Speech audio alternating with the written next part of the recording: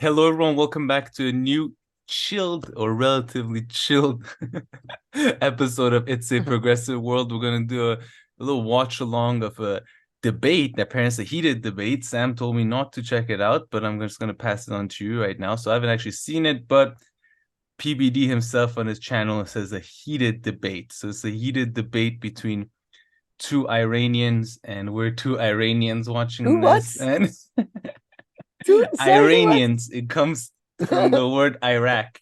Okay, it's in the You same you you family. you spent a week in Canada again, and you're back to your Iranian pronunciation. That's my favorite thing to Iranian. say. No, should we go? Should I go full Iranian and just go What, and Iranian? speak Farsi? Iranian, Aziz, they're debating. But yeah, I don't know. It's gonna we have to come up with a good title for this video. Like two Iranians react to two other Iranians that are reacting to Iran But you government. I think don't anybody know. knows that Patrick Bet David is Iranian? I mean, even you Imagine. thought that he was Italian Yeah, that's background. true. I thought he was Italian. He seemed, yeah, And very his Greasy. first name is But Patrick, of course, and all this. So the Bet David is, that you in common sort of Assyrian and he with, was even I think, born in Tehran, huh? So it's not even his yet parents. until 12, man. He was there until 12. I think more than Reza And so Aslan. he He's took his gonna do a, wife's by last the name, way, huh? this is, Smart guy. okay, I'm yeah, yeah. gonna try and do He something took, similar a little bit. really? Did he take his wife's last name? Oh, sorry. Okay, maybe I'm no, sorry. No, I don't know actually. I don't know. No, never mind. But we'll check. No, But I would probably not. I'm say talking nonsense. Kamir has promised that he's going to bring all his expertise as a part-time watcher of UFC and football analysis videos. We're going to do a breakdown of the fundamentals of them, like, how many years they spent. Fundamentals regarding Iran. How many years they spent in Iran? How much of Iranian is like ethnic minorities? We're going to discuss that. It's going to be controversial topics there. Look at this And comment. As an Iranian American, this is literally the debate yeah, my yeah, I wanted uncles to highlight have had that. my whole life. So I This is, look by the way, forward to seeing what they even talk about. What is it yeah, about man. even? You support a country that hates us. Is it Iran, the debate? Because Reza Aslan he's like a religious scholar, right?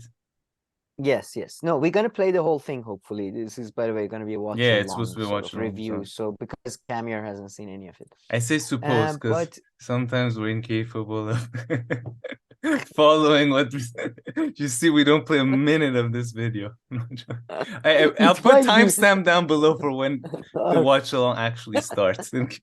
of course, We yeah, might because never this is get gonna there, but Okay, I might get angry in the middle of this intro. And yeah, but no, it's about, well, it's regarding the nuclear deal, really. oh, And really?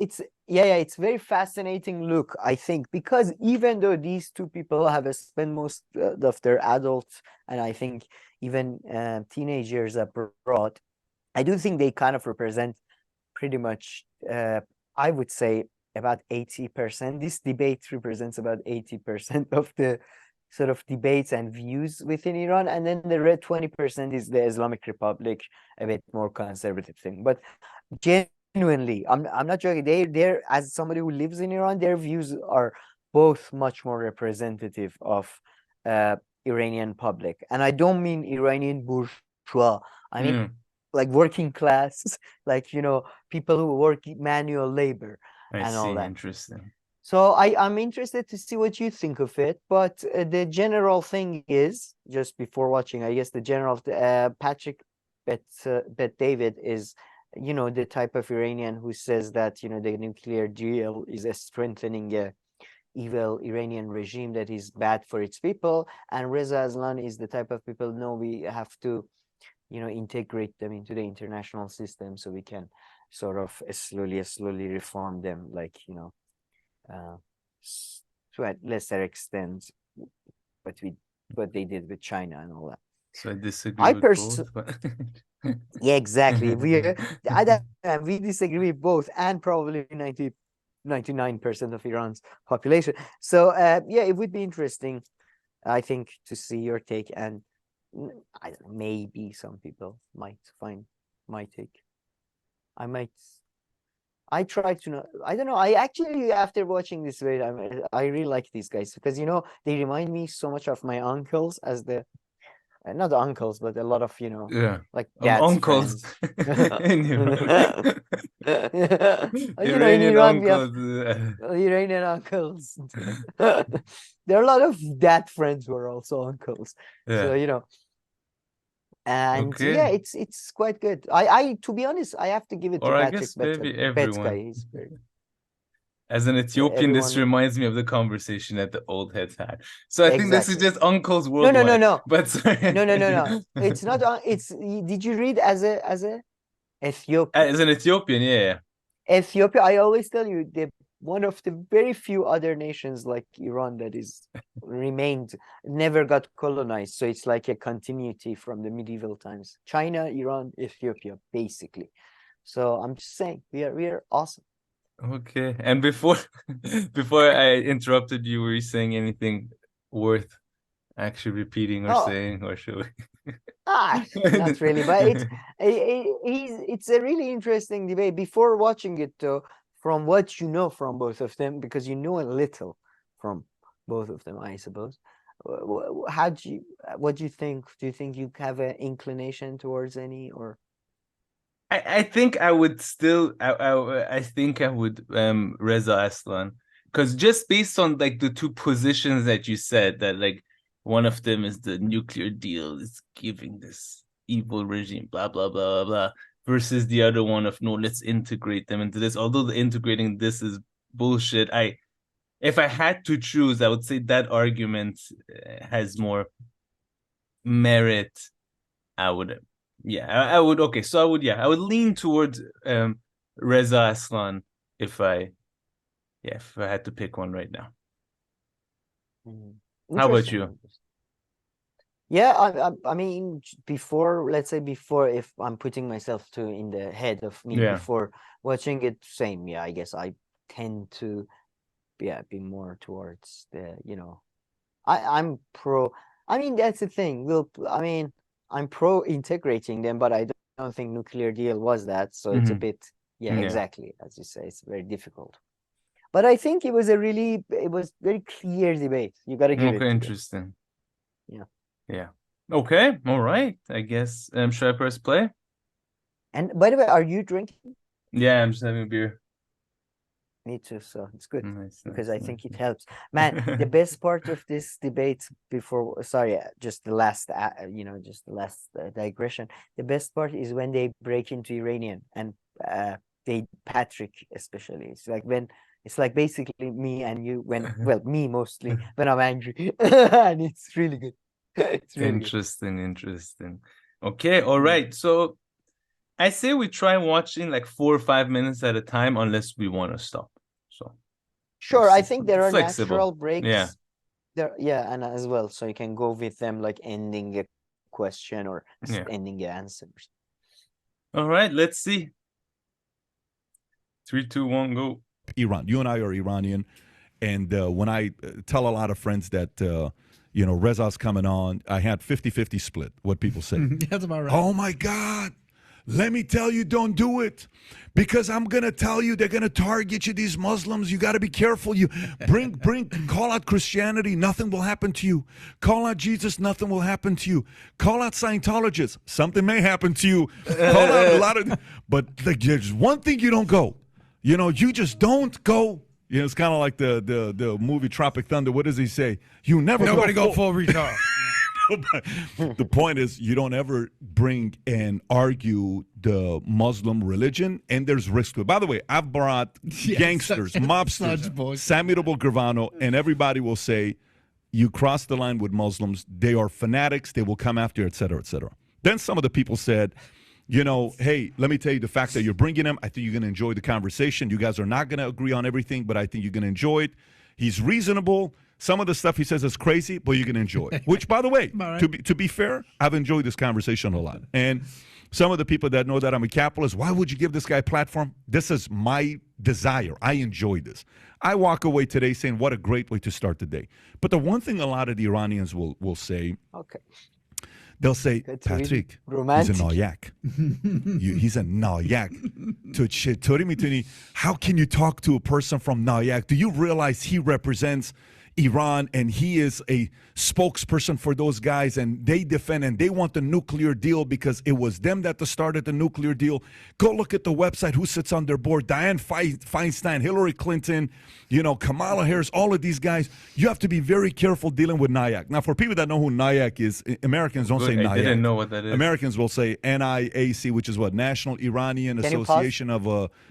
Yeah, I was going to write it down because I was like, I didn't want to break my own rule within 5 seconds of the video. But yeah, what is Nayak? I mean, he was going to explain it. I've never even heard that word. I like, okay, maybe play the explanations and then pause again, please. Yeah. National Iranian American Council. American Council. And so that's what NIAC stands for. So you're on the website. You have your picture there. No, I'm not on the website. Maybe they removed it. You were on the web. You're on a website saying that you supported Nayak. I can text it to you and show it to you on some of the places. But tell me your position with Nayak and Iran and where.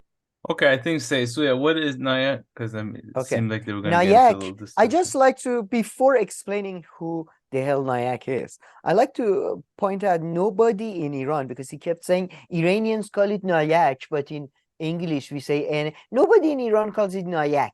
Okay, Ke said like that. Nayak is like for, you say it's like kafshak, like a small shoe or something. It's like where it's children talk like that. Nobody says Nayak. It's Nayak.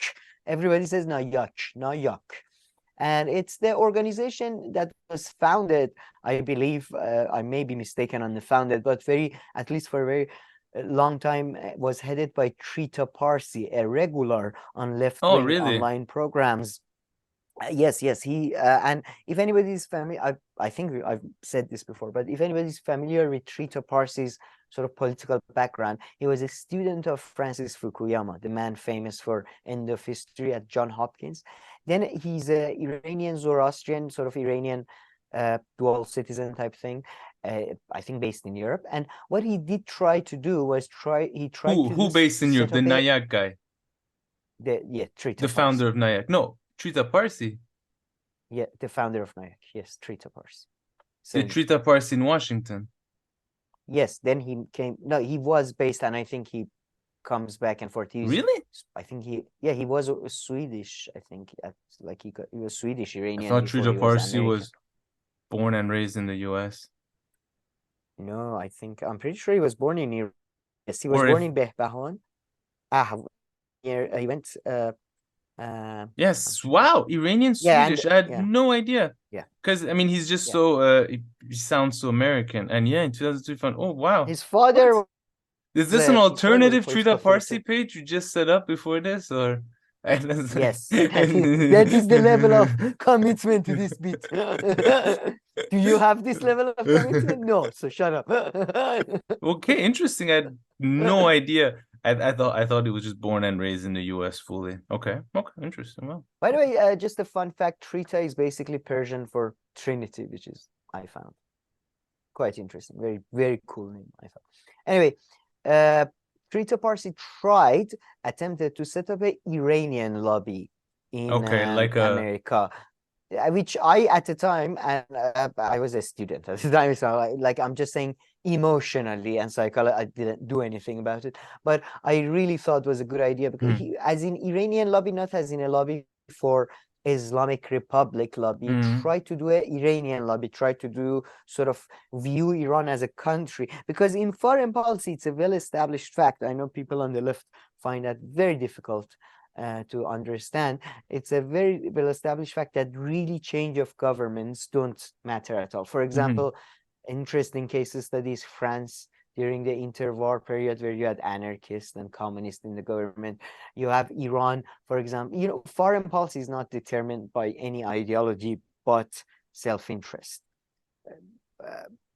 of the state unit, whatever that the state unit is, national, imperial, global. So I think, yeah, he was trying to set up I think something which I think he believed, and I think he still does, believes to be in benefit of the both Iranian bourgeoisie, and then when you strengthen the Iranian bourgeoisie, then you have a strong liberal element in the society, and then you have a more, a slowly move towards liberal values, democracy, all that good stuff. So that was the game plan for these guys. It doesn't seem to have worked at all, because from the beginning, the Israeli lobby was obviously on their back.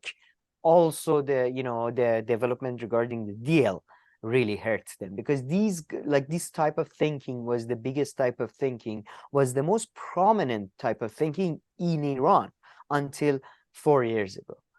This for like 2 decades.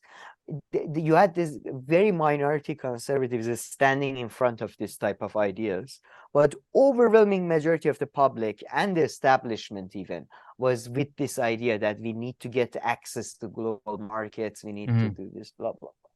But then since the deal happened, and the deal itself was a disappointment, and then what happened after Trump pulled out, like that side now is in a very, very, just nobody gives a shit about them. I think the project is dead, pretty much, I would argue. Never heard about it. Very interesting. Never heard about what? And also Trita, And also Trita Parsi is younger than I thought. Is this the official Wikipedia? He's 40. Yes. See, I told you Kamir is gonna go to fundamentals. The age, his height. I don't think his weight range is not appropriate for this debate right now.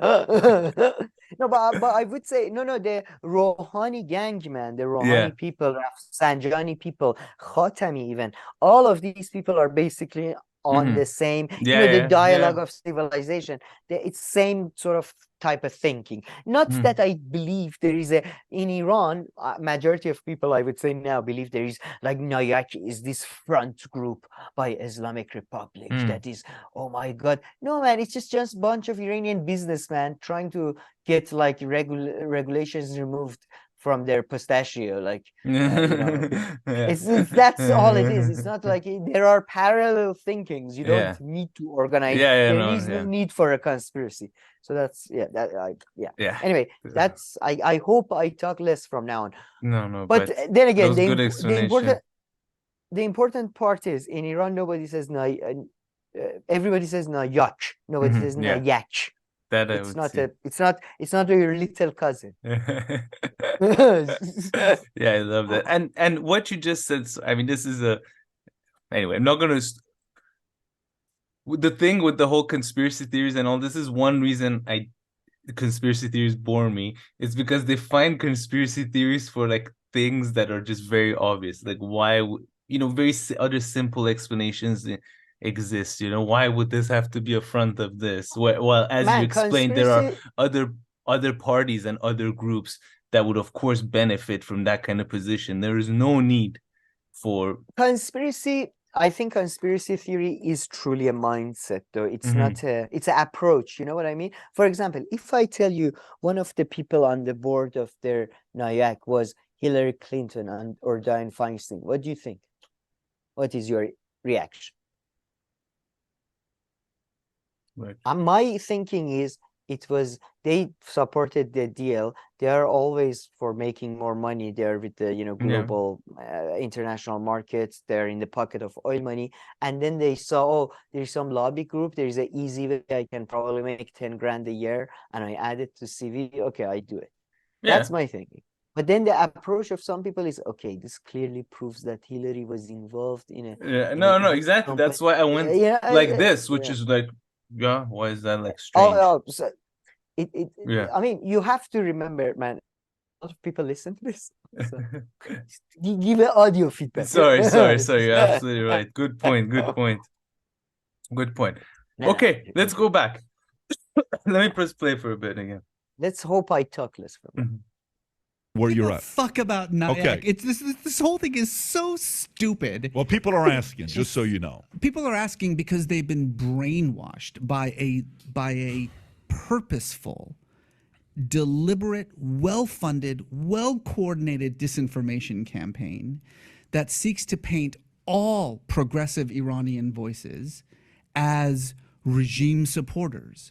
My writing, I've written, spoken, been on TV. I mean, I have 2 decades of me on television talking about what I feel about this regime and what I think needs to happen to it. I have repeatedly called for its downfall. I have repeatedly called it a murderous regime that belongs in the dustbin of history. My advisory role at NIAC, which I used to have, is because I am an expert on religion and politics.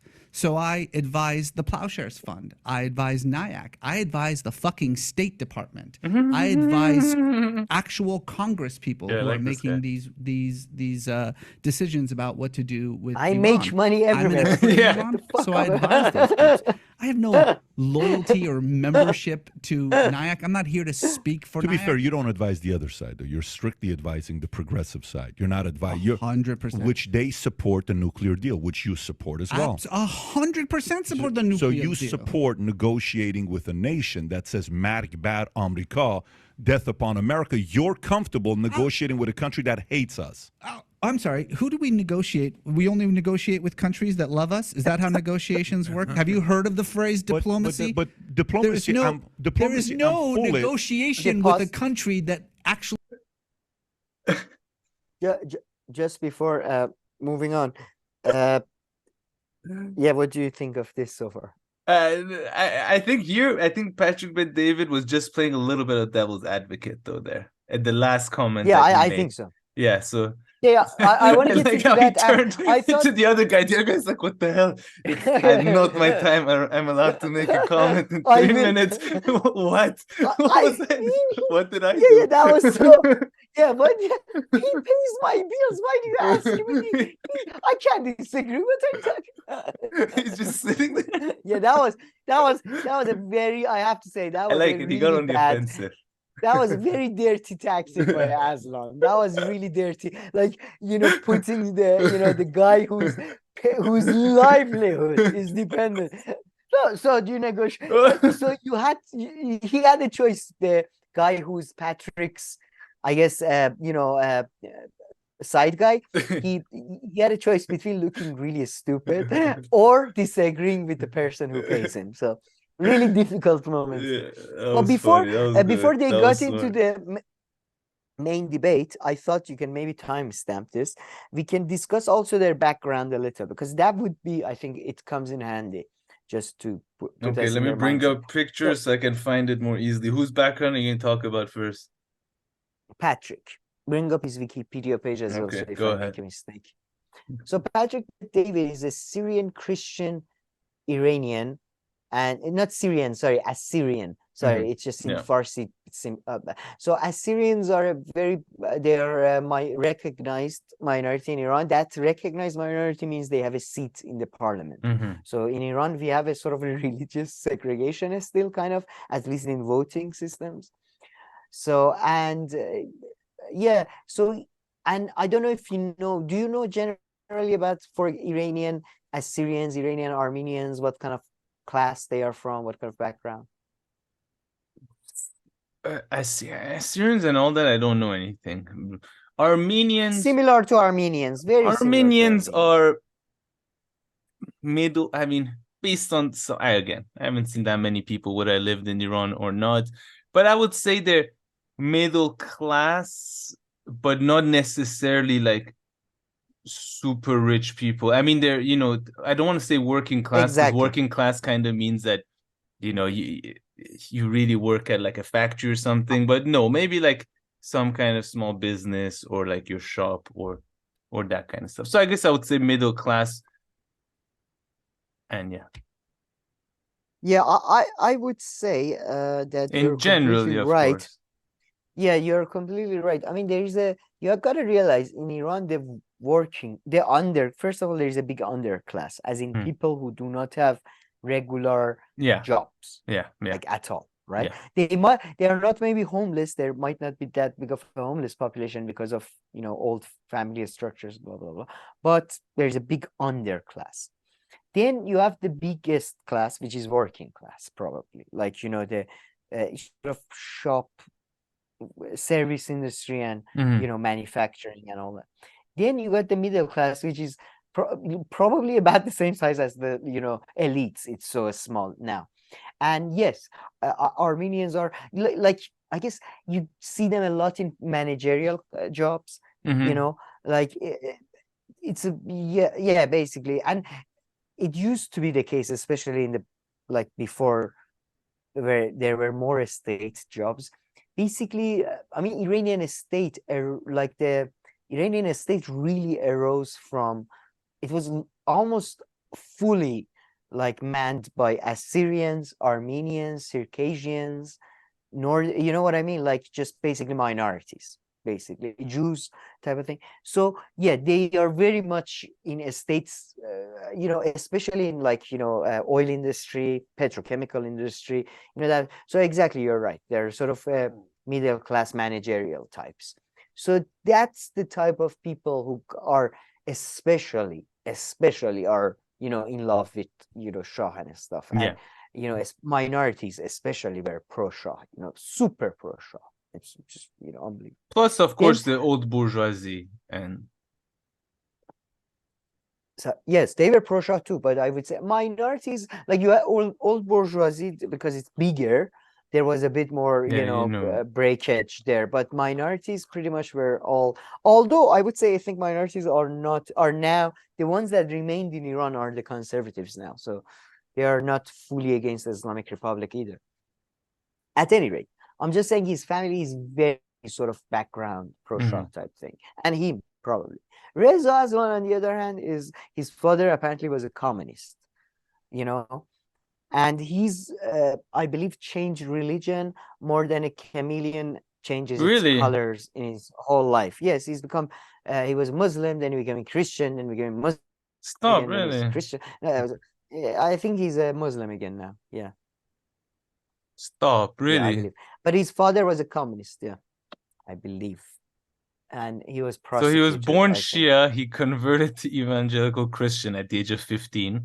Don't know if that Yeah, it counts. makes sense. Converted back That to makes sense. Islam. Okay, have you gone around rewriting Wikipedia pages and Yes, converted I've back been to doing. Islam the summer before he attended Harvard? Are we talking about a summer fling here? Does this count or not?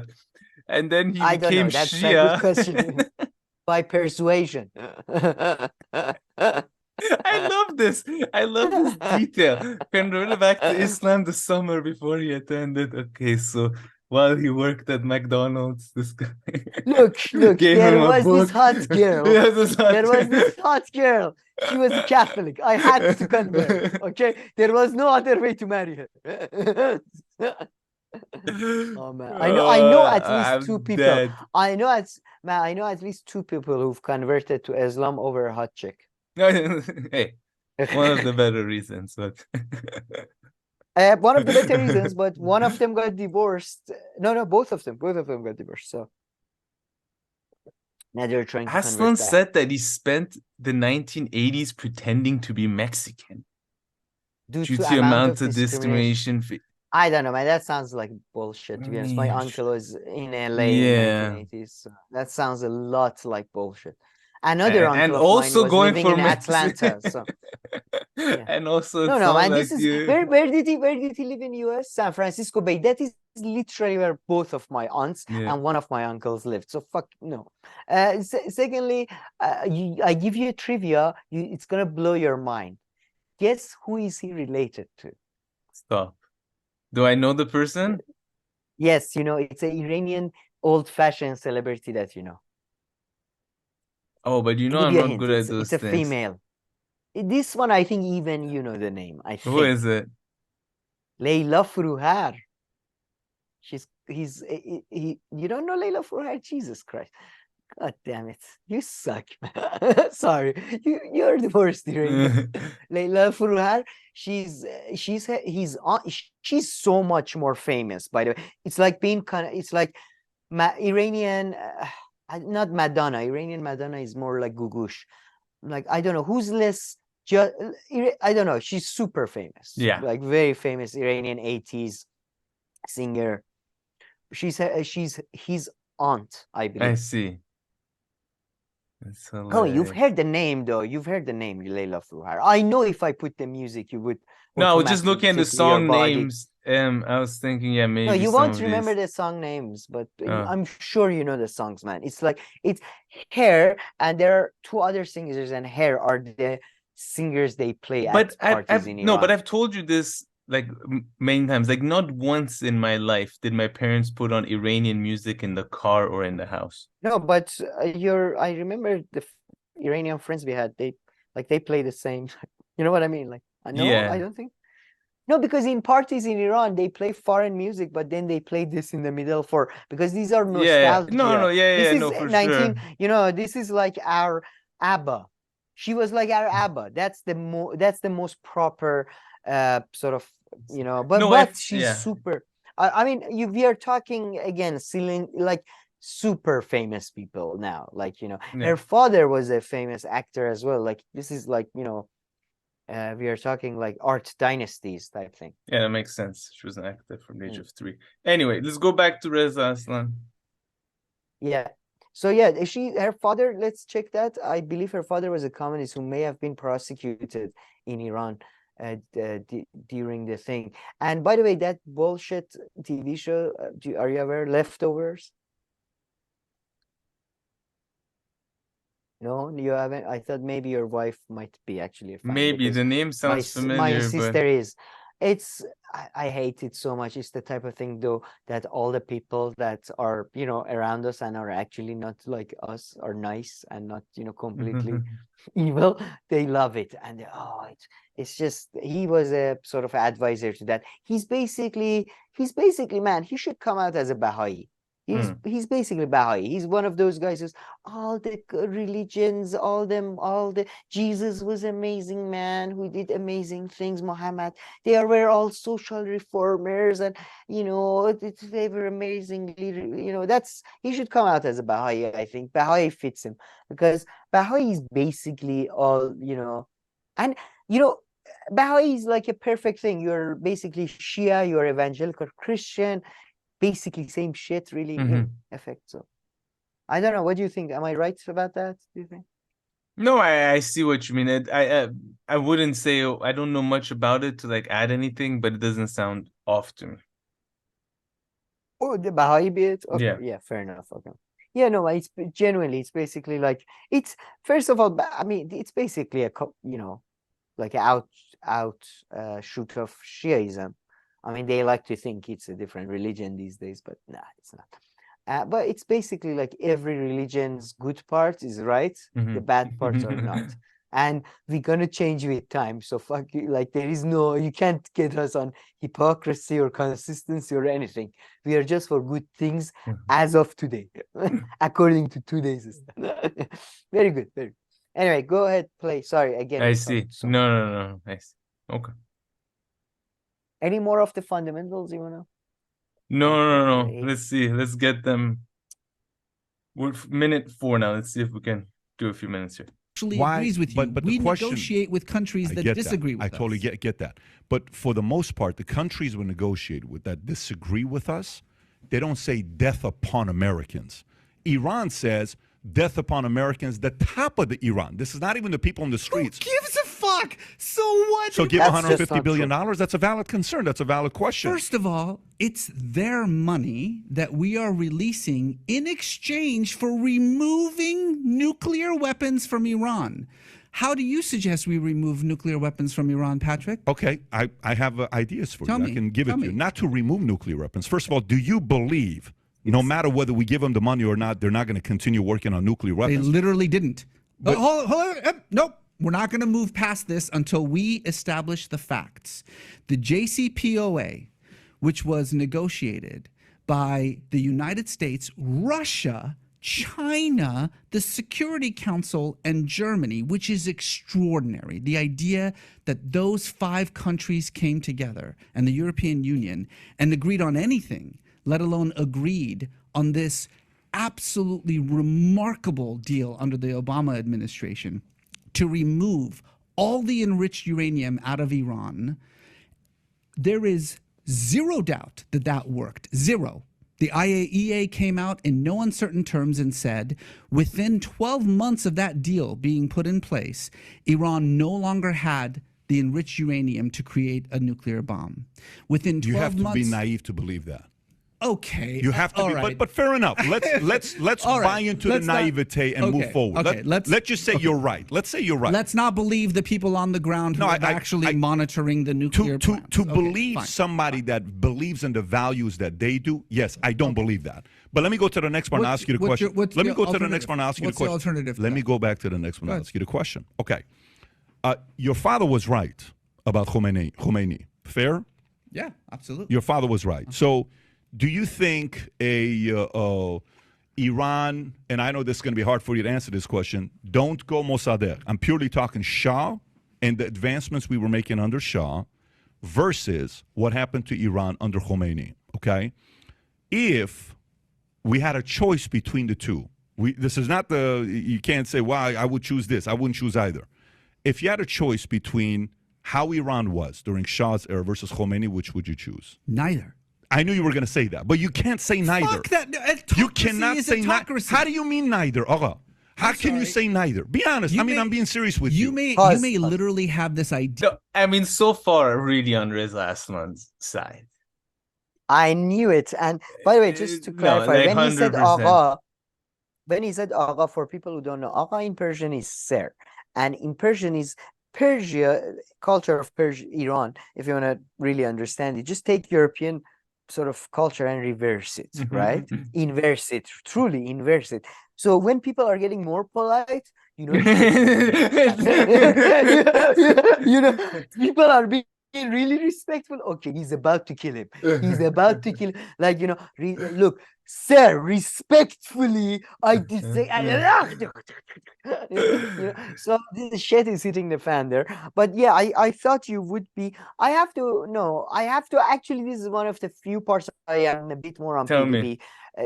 Because I think people, I'm sorry, but people like you are a bit nicer and more liberal than I am.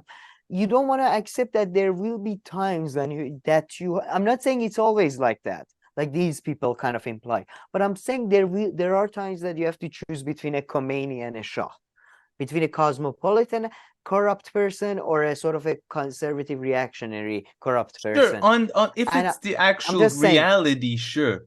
But then to give this, it was in 1979. I guess then it was.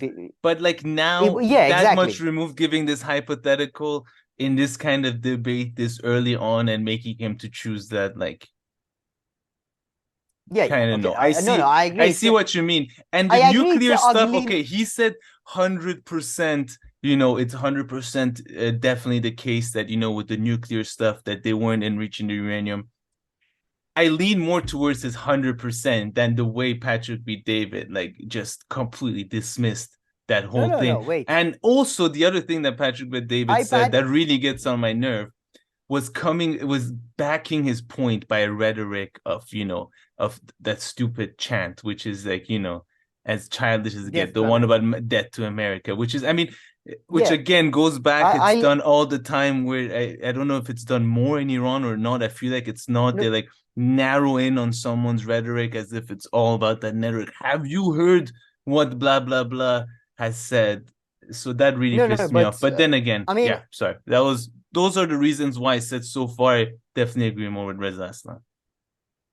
Fair enough. No, me too. I have to say overall, in a sense that I know that Reza Aslan, I think it's ugly media tactic when you bring up the sort of, false dichotomy. All, I do leftist favorite word. Exactly. It's a false dichotomy, but I do think you can make the case that there are sometimes in reality in history that there is a dichotomy, whether you like it or not. I would add that, first of all, the death to America thing, he says nobody else says that. First of all, I would urge him to perhaps watch some international media, because a lot of people say that. It's probably much more popular in Arabic countries and Pakistan, and even in Turkey. Basically in Iran, largely because state is associated with anti-Americanism, people are not anti-American. But that's just largely because I'm not saying people are some more knowledgeable or anything else. It's just people tend to take the oppositional stance towards their state. That's one thing. Secondly, I listen to American radio all the time. It's not just, in Iran, that's the thing. I mean, Islamic Republic is starting to do that too. America does that too. Like, you privatize your state hatred. Sort of, if Rush Limbaugh says bomb all Iranians, they're all, I don't know, racist, they're all monkeys or something like that. I don't know what would Rush Limbaugh say. That's not like, top governmental officials say. Even though Rush Limbaugh got a medal from Donald Trump and was in direct contact with like loads of top Republican officials, but if they say it at the Friday prayers, that's the governmental policy. So I think that's a very disingenuous and childish way of looking at foreign policy, to say they said this to America. Like, it's like they said bomb Iran. Do you remember John McCain singing at a campaign rally, bomb, bomb, bomb Iran? So, it doesn't matter. I don't think if John McCain got into power, it would be much different from Obama, because it's not about personalities. It's not about political parties even. It's about state interest, But I would point out that also, when Reza Aslan says it worked, like, what do you mean it worked? Like you have to be more clear than that. What he means is that Iran has stopped sort of going towards the bomb. But that's a very limited sort of. Yeah, but that is, I have more sympathy for that. That's close, I would say, closer to the quote unquote truth than Patrick Bet-David's complete dismissal of that. Yeah, and by the way, think about it. Do you want, people have this idiotic idea about Iran or the elites, about the deep state. Nobody wants to control the world. People want to feed off the world. They want to be like, Islamic Republic wants to become part of the world so they can get American dollars for their oil. However, America has its own oil and has allies in Saudi Arabia and other places, so it's not in its benefits for Iran to be part of the international. Like, this has nothing to do with values or culture or anything like that. Just it's like this. And if you want a good, clear, sorry. No, just go ahead with that. I just want to make it clear that, again, nobody wants to control the world. Nobody cares about controlling anything. They want to feed off of it. Yeah, that's the key. Sorry, man. And I think, look, if I think this example kind of back your position, which is just look how, you would think that Saudi Arabia is so backed by ideology and all this, but look how quickly they've kind of been willing. Sure, you could say because it's under a new quote unquote government and all that, but how quickly they've kind of decided within 2 years to kind of flip their position towards Iran and, their entire kind of foreign policy, Yeah, I definitely agree with that. And because now they saw, that strategy is not working anymore, and it will not work if we continue with that one. We need closer relations with Iran and China, and especially China, and China wants Iran and all that. Exactly. And people give way too much credit to deep state or their enemies in general. I feel like, people are after money, not so much, and they're largely extremely fickle and stupid. It's not about, there are not some grand strategies going on, like, like trying to. I see. But anyway, I think, idea about the Shah's age that is in your imagination. I do not have an idea about Shah's age. You don't remember the thousands of people that he slaughtered on the street, the tens of thousands of people who would disappear into education. Goddamn. No, I have to. I have to interject there. I have to think the leftist, again, there's this delusional thing. Noam Chomsky is also partially is into that. Shah was an American puppet and all that. And I think there is definitely for a while, but it's a very simplistic view. It's like saying Gaddafi was a Blair puppet. I think that's a very reductive way of putting it.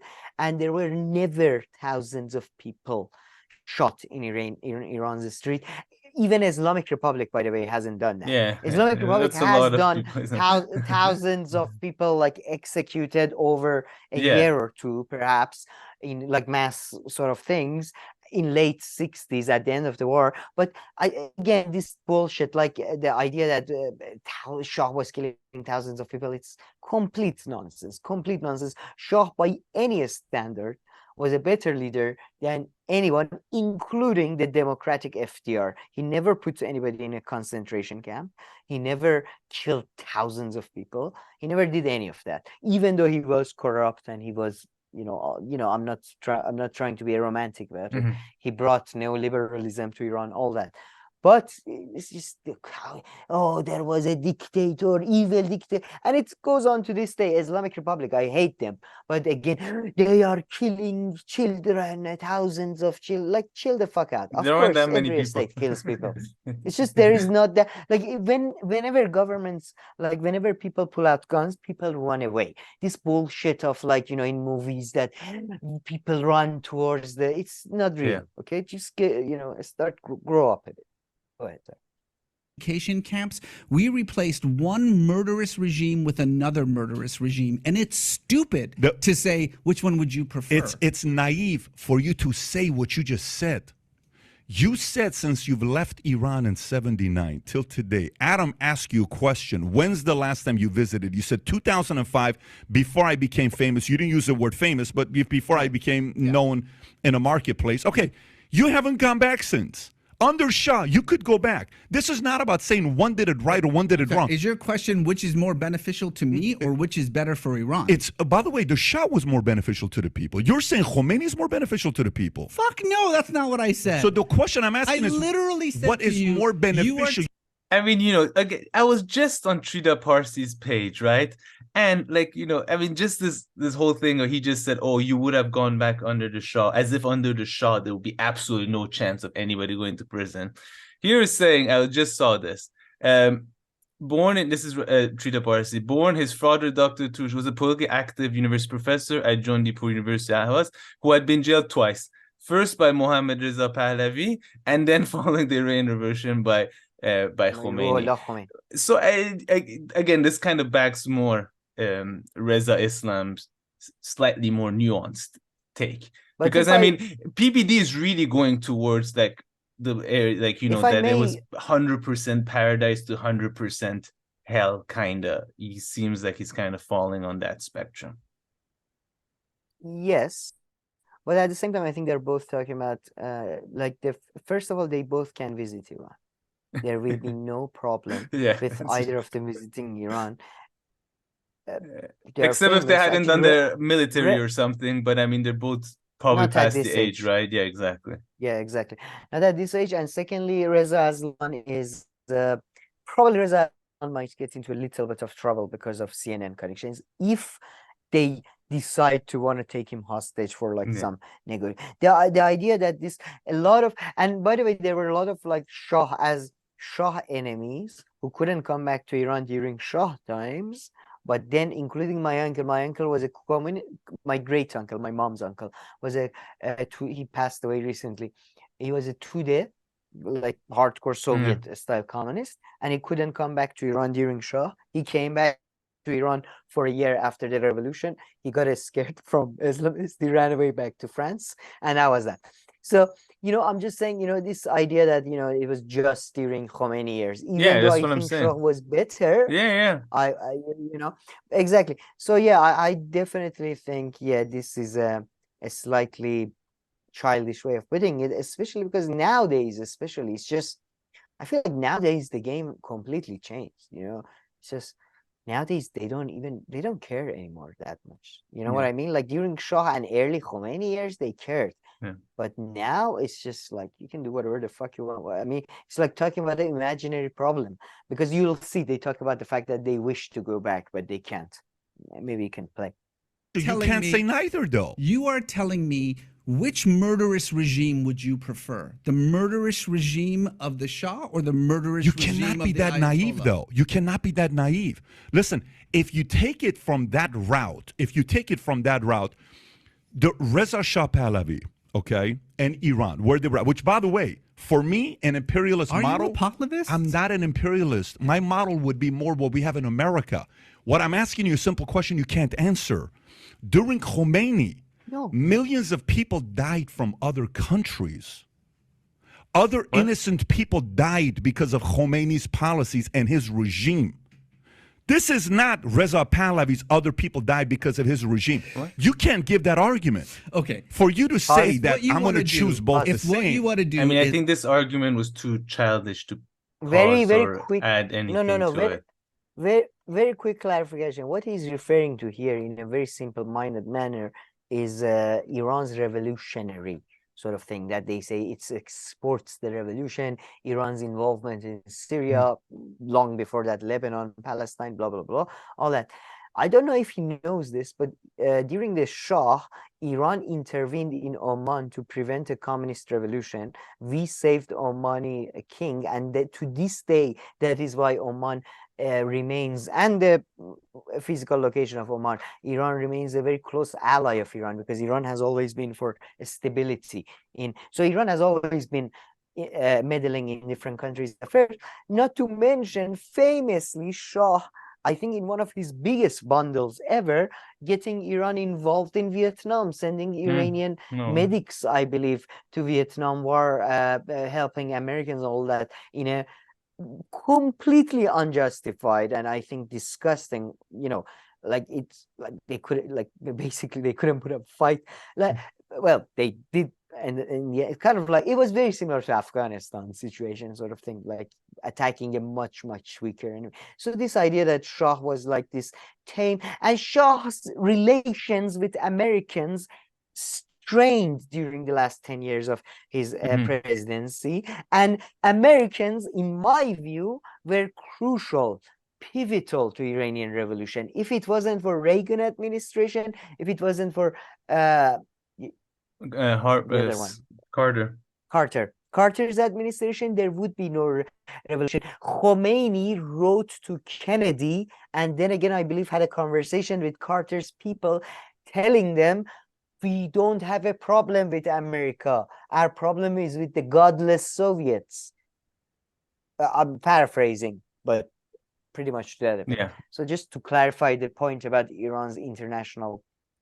I mean, that's you went about that argument one way. The other thing that I just found hilarious is that, like, the sentence before that, Patrick Bet-David is talking about, America and America being so good, and then which even like the biggest fans of America would agree that America, is responsible for so many wars around the world and taking part in killing people. And then from that he switches to saying like, oh, you could, the Khomeini is responsible for this, but you can't say that Pahlavi. So I mean, even if the Reza thing was true, which is of course not, as you just pointed out, it was just hilarious that followed his previous statement on the US.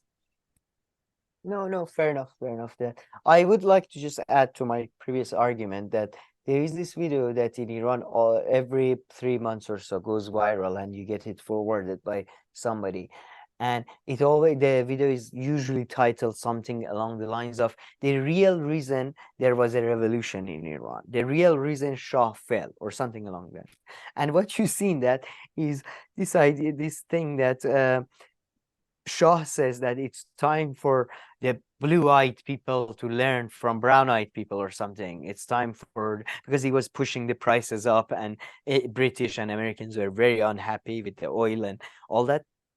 It's people who like the Shah to this day in Iran. Majority of people, they don't like him because of the same reasons that these guys who are in America, it seems, that like him. It's.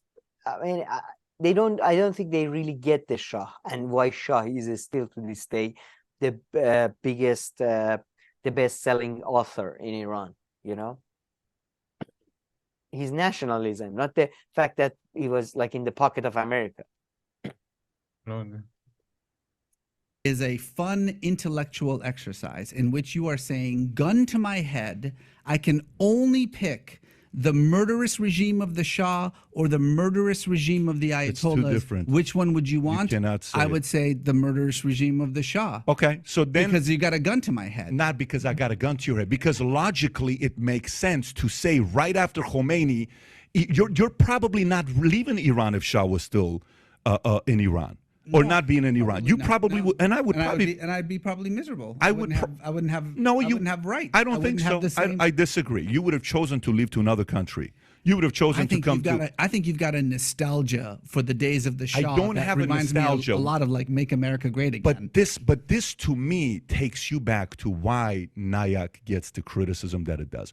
Because for you, you're saying give $150 billion to those No. guys, to Iran. That's It's not their what I'm money. saying. No, it's you're their money putting words in my anyways. mouth. But you're saying it's their money No, anyways. you're putting words in my mouth. Begu. We have two options Okay. with Iran's nuclear program. You see Two the options Persian? and nothing else. Two options, period. We have a third option. What's the third option? I'll give you the third option. Option one, we blow the shit out of it. Okay. Option two, we use negotiation and diplomacy. What's your third option? Very simple. It's very simple what you do with option three. Option three is the same exact thing that happened in different nations. Iran is going through a potential revolution today.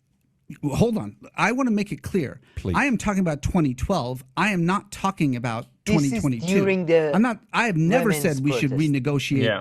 the nuclear program now. This interview. You're asking me, did I support the JCPOA? Versus today. Today, Well, there's no country to but negotiate. let me with. tell you. Let me tell. But let me make sure. I'm glad you before clarified Twitter that. loses its fucking I'm mind. glad you clarified that. I am not saying Fair. that You're we going back should 10 be years. negotiating Fair. now. So then Was it right in 2012? 100%. Let me it make was my right. point. Let me make my point on what I'm thinking. And I want to hear your rebuttal on this and your argument on this. For me, it's the following. Have you heard of John Perkins, the economic hitman guy, the author? He's a hardcore right, progressive. yeah. Very, very interesting guy. I had him on 2 times. I really like talking to that guy. And it's very interesting, his arguments, what they did, to cause nations to go down. Do you think the current model and the government today in Iran is good for its people and good for the world? Fuck no. Okay, fair. We're on the same page. So is it fair to say that if we can figure out a way to help the Iranian people, not the government, the Iranian people to cause a fall in Iran, that's probably a good, noble No. thing for us to do. That No, has been my no. goal for 20 years. Fantastic. You Then if can't doing and that, no.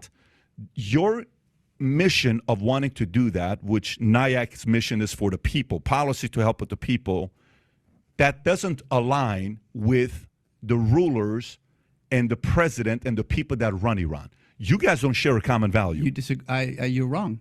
You're So absolutely you're wrong. telling me, the foreign minister Javad Zarif, like you're saying his ideal situation is to bring democracy to Iran. No, what you're saying is, can we pursue policies in the United States to help the people of Iran? And have we been?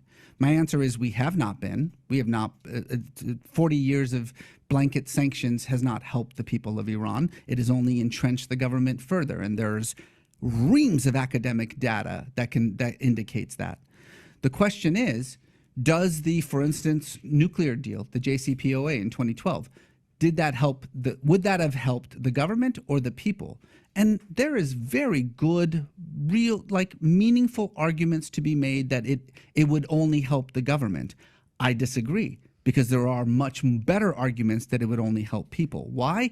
Goes back to your God, capitalism, the free market. The Iranian people live in an oppressive, murderous, theocratic regime. And as a part of American policy, we have decided So do that Americans. we're going to blanket sanction. Yeah, I mean, Kill the yeah, fucking- I need to pause for a second because, yeah, I mean, the murderous thing, that's one thing that pissed me off with Reza. He keeps on saying the murderous word, both regimes. That's kind of his way of showing that, he's not pro one or the other. But I mean, Patrick with David, the way he's talking is as if there are only like 2 countries in the world, Iran and US, and you can't just think of any other example. I mean, just beyond childish framing of, I don't even say politics, life really, but I guess it's politics and the involvement Yeah, of but governments and power and money and military administration and all that. I would say play the Fair. rest, because I want to put a case. I mean, I definitely agree with your case against Patrick Bet David. But Aslan goes on right now, I think, to put the economic case and sort of political economical sort of international political economy style case for the deal for the JCPOA. Yeah. So, and I want to make a case against it. So, but I definitely agree with I would what you say agree about with how Reza Aslan. childish. Yeah, I would agree with Reza Aslan if he's talking about marginal differences, that there is a chance that 5 or 10% more people would benefit, although the money would most likely go to the same people. But let's hear his argument. Maybe I'm just making up stuff. I don't even know what he's going to talk about. Sanction everyone in the hopes that eventually they'll rise up and take down their government. No. 4 decades. 4 decades we've been doing that. Now, instead, the argument of the JCPOA was very simple. A, we get to get rid of Iran's nuclear capabilities without launching by a giving war, them 150 without billion. without, again, I want to make sure that you understand that this isn't my 150 million or your 150 million. That's the only reason I said It doesn't matter. that You're strengthening them.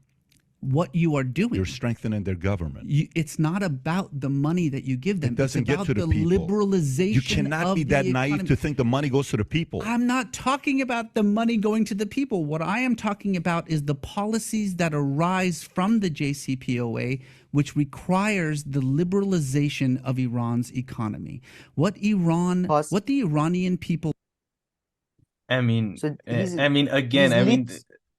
just so I'll give it to you. My only comment is Patrick Bet David's thing over the money kind of reminds me of people who complained about like 100 million being spent on King Charles's ceremony. I mean, did these people understand money or these at that level? How much I have a things feeling cost. that maybe they don't, but that's my only very minor comment here. I definitely agree with you there. Although I would say, if he was talking from a position of sort of American exceptionalism, of not like he was talking, we should this, like, I never understand this type of thing that if it's our enemy, we should give it aid. Like, no, fuck. If it's your enemy, no. Yeah. I mean, he's going about it this way of, we want to help the people of the country. But I don't believe anybody wants to help people of any country, including the government of the people itself. So, at any rate, my point was Reza Aslan just made the economic argument, and I think it's a very sophisticated argument if you pay attention. So he's saying the money we give to the government, I'm not making a trickle down economics argument that we give this money to the government and like 5 million of it make the way to the poor. No, I'm making the argument that part of the deal was changes to economy, and he's completely right. For example, one of the parts of the deal was Iran signing up to FATF, which is the new sort of money laundering, against money laundering, banking, sort of a banking regulation system set up by America, which everybody has signed up to, including, I believe, Russia and China. Maybe to a more limited extent than Europe, but everybody has signed up to, but Iran has not signed up to. Iran is still not part of the World Bank sort of international trade. And this is the type of thing that kind of makes me happy the deal didn't go through. Makes me happy Trump pulled out in a way that kind of made Iran the good guy, instead of somebody like Hillary Clinton being there pulling out, but with excuses and convincing international community it was Iran's fault, just like Carter did with this deal he made with the Soviets. So that I just wanted to say that that's why in many ways Aslan is a more insidious sort of I see. I understood his argument differently, which is that, let's say if the Iran deal did actually live up to its promises, right? And by the promise, I mean that the sanctions were actually fully removed, right? Which is my understanding. It would be off. That did not. Okay. I would, I guess, believe that there will be a chance that like 2% of the of the middle class would graduate to the bourgeois class by selling stuff maybe to foreign countries, and another like 2 or 3% of the working class would graduate to the middle class by somehow coming up with a business to fill in the spaces, and maybe a few more things. That's what I understood, and that's why earlier on I said in the margins I could see like 5 to 10% of the population gets quote unquote richer, 5 or 10% of the people that you would want to get richer, right? Not like the absolute elites, but like the middle class and working class. So that was my kind of understanding of it. And what I would Or no, assume. no. Look, man, by the way, this is like I'm a very like, let me just make it clear, by the way, that literally because of Trump pulling out of the deal, like almost within a week, I lost a very good sort of a high-paying job in Iran. Not high-paying in a sort of super high-paying, but for the level it was Or really I'm good. sure like a lot of other people, for instance, like, and this is slightly basically different. I was in the Yeah. I was in Yeah, the fair enough. tech You're giving good startup. example. Yeah, you're giving a good example. I was in the tech startup consultancy type industries, sort of PMC, sort of office work types. Yeah.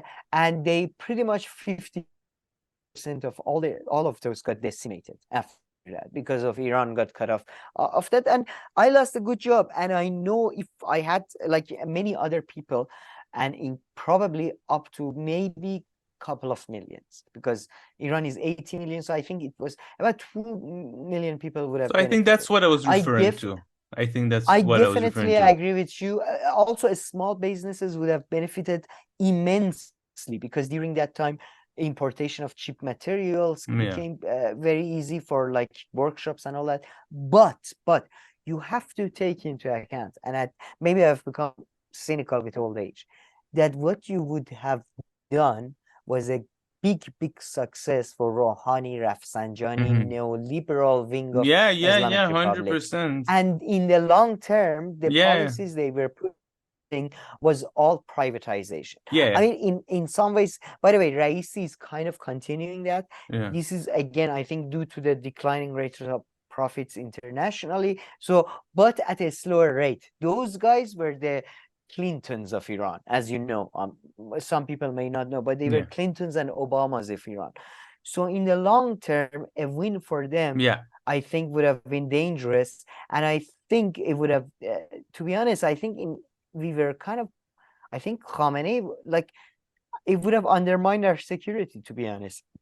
But that's something I don't have any That's something evidence to interesting prove. that I would not push back on. However, I would say that I would agree that the But there's no 5% evidence. would happen like once, but that will be it.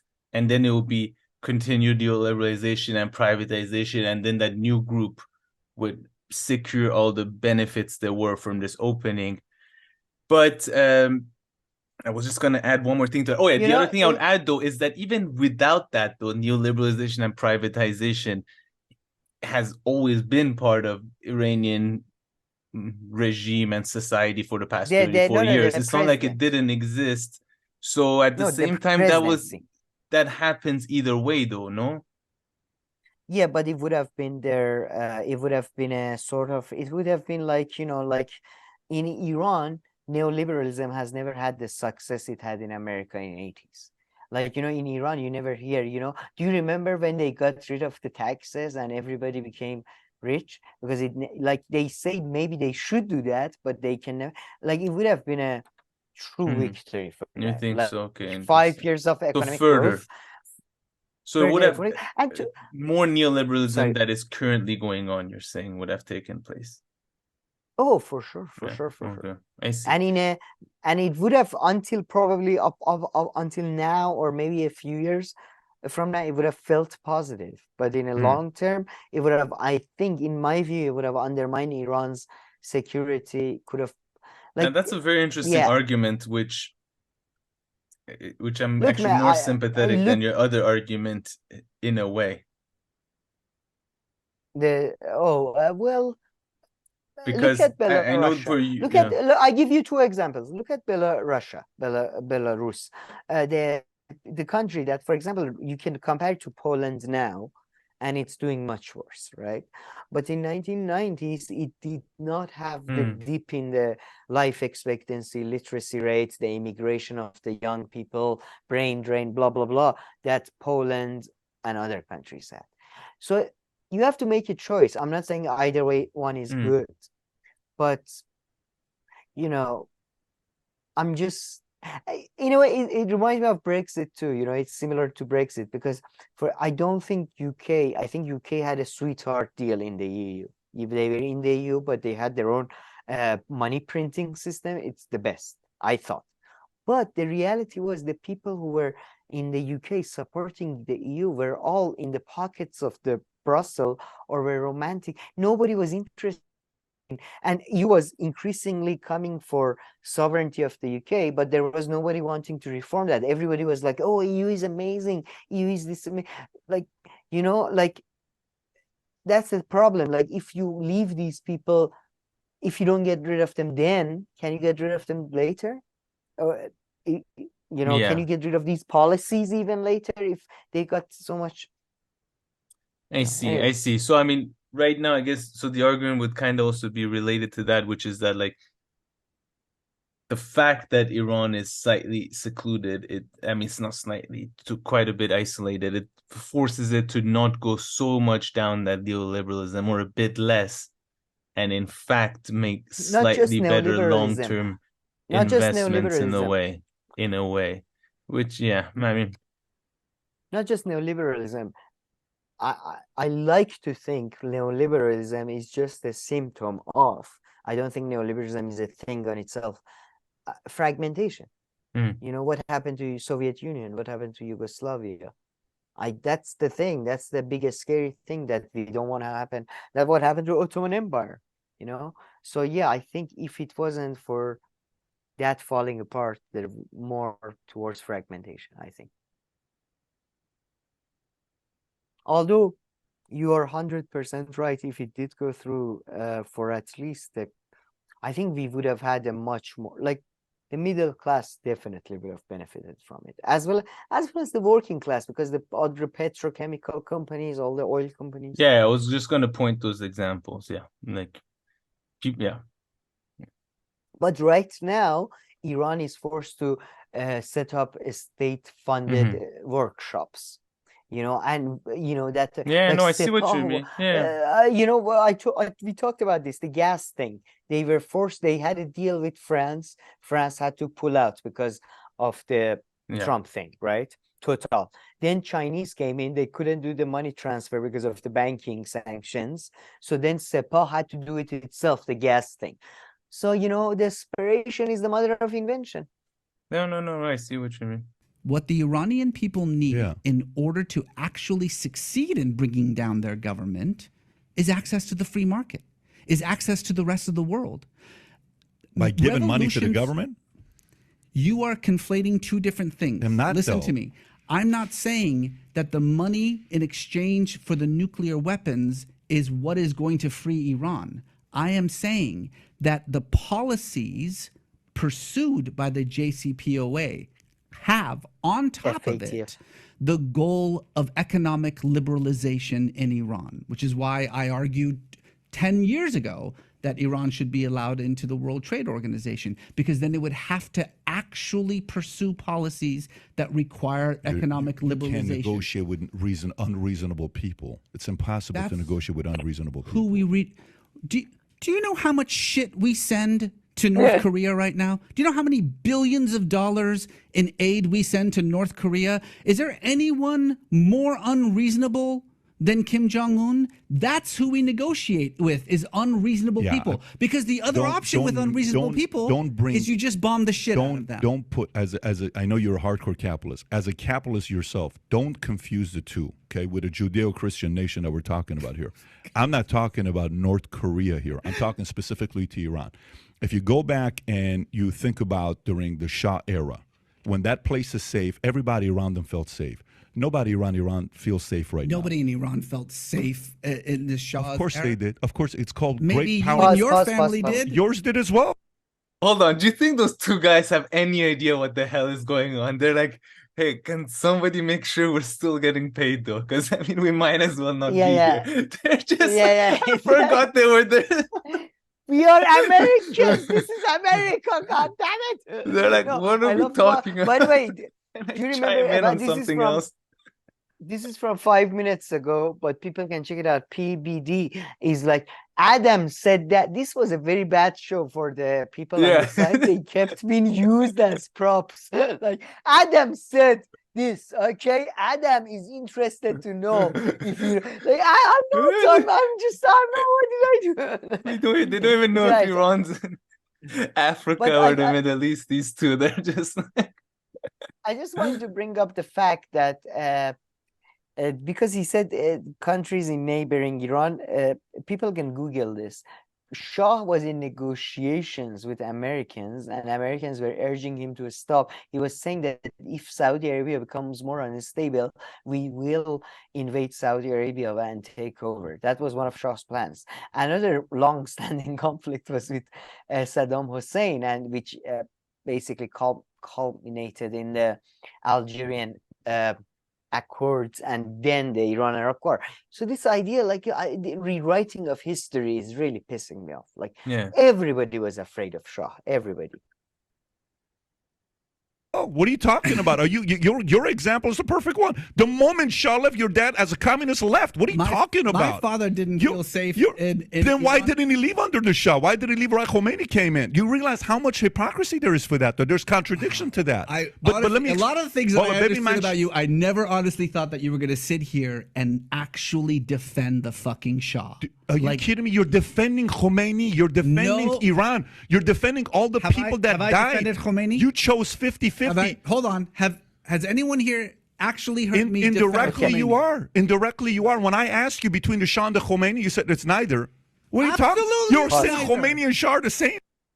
I love that guy on the side. He's like, please say something that at least I can say something about, but I have no idea what you guys.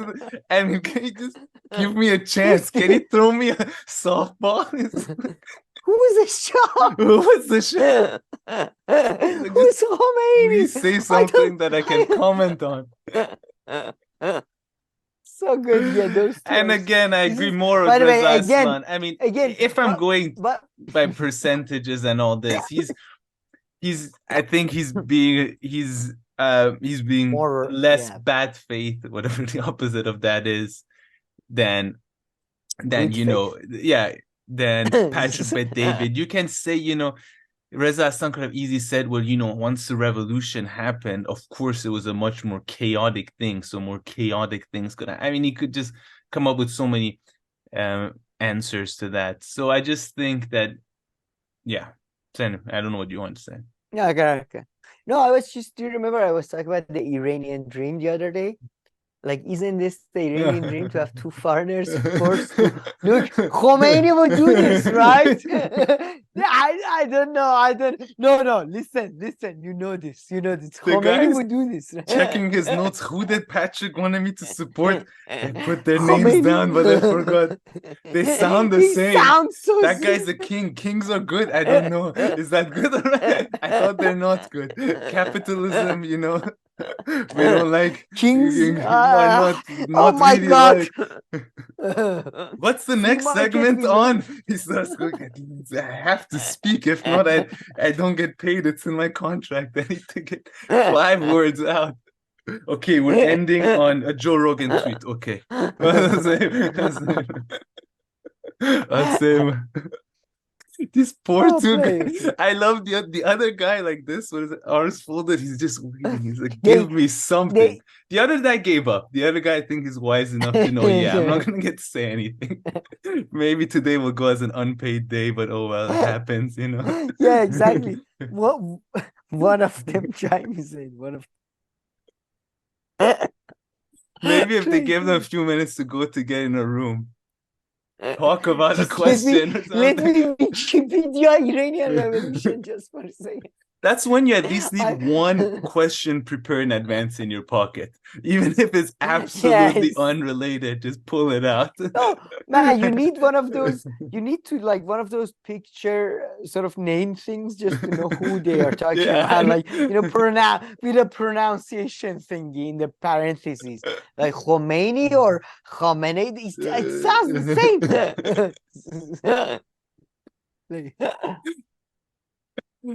You have to be naive to say that. I didn't say they were the same. What I said was, but your family, to be fair, your family, both murderous regimes. Baby, I left in '89. I left '89. Okay, my family was actually the family that thought Iran was going to figure it out. I'm part of that family. Yeah, If I would have left I have a lot of early, friends. Yeah, okay. I have a lot of friends If I had your father, I would have been like, hey man, we're in U.S. already. I would have had a 10-year lead. But my dad took 10 more years with mom because they thought that this thing's going to get figured out, right? All I'm saying to you right now is the following. I have 4 kids. I would love to take my kids to Iran, Khiyabana Hojat, to Jam Hospital. I'd love to walk. I'd love to go eat at Abali, Jigar. I know everybody in original Jam Doud, Hospital. Balal to, you know, what's that one park? Park Shahan Shahi. It's a different name right now, whatever it's called. Or go to Bandar Pahlavi. It's not called Bandar Pahlavi anymore. My mother said they're from Rasht and Bandar Pahlavi area. Yeah. He's from the same city as my family's from. So, and from it, it's really interesting. He's from 2 cities that are like mortal enemies. What he's talking about Bandar Pahlavi, which is, to be honest, it was a very shitty name during Pahlavi years. It's called Bandar Anzali. It was always called Bandar Anzali, but Pahlavi dynasty changed the name to, you know, Bandar Pahlavi, blah, blah, blah. Bandar means port. But yeah, he's from the same city as my family's from, which I should have guessed from the hooked nose, I suppose.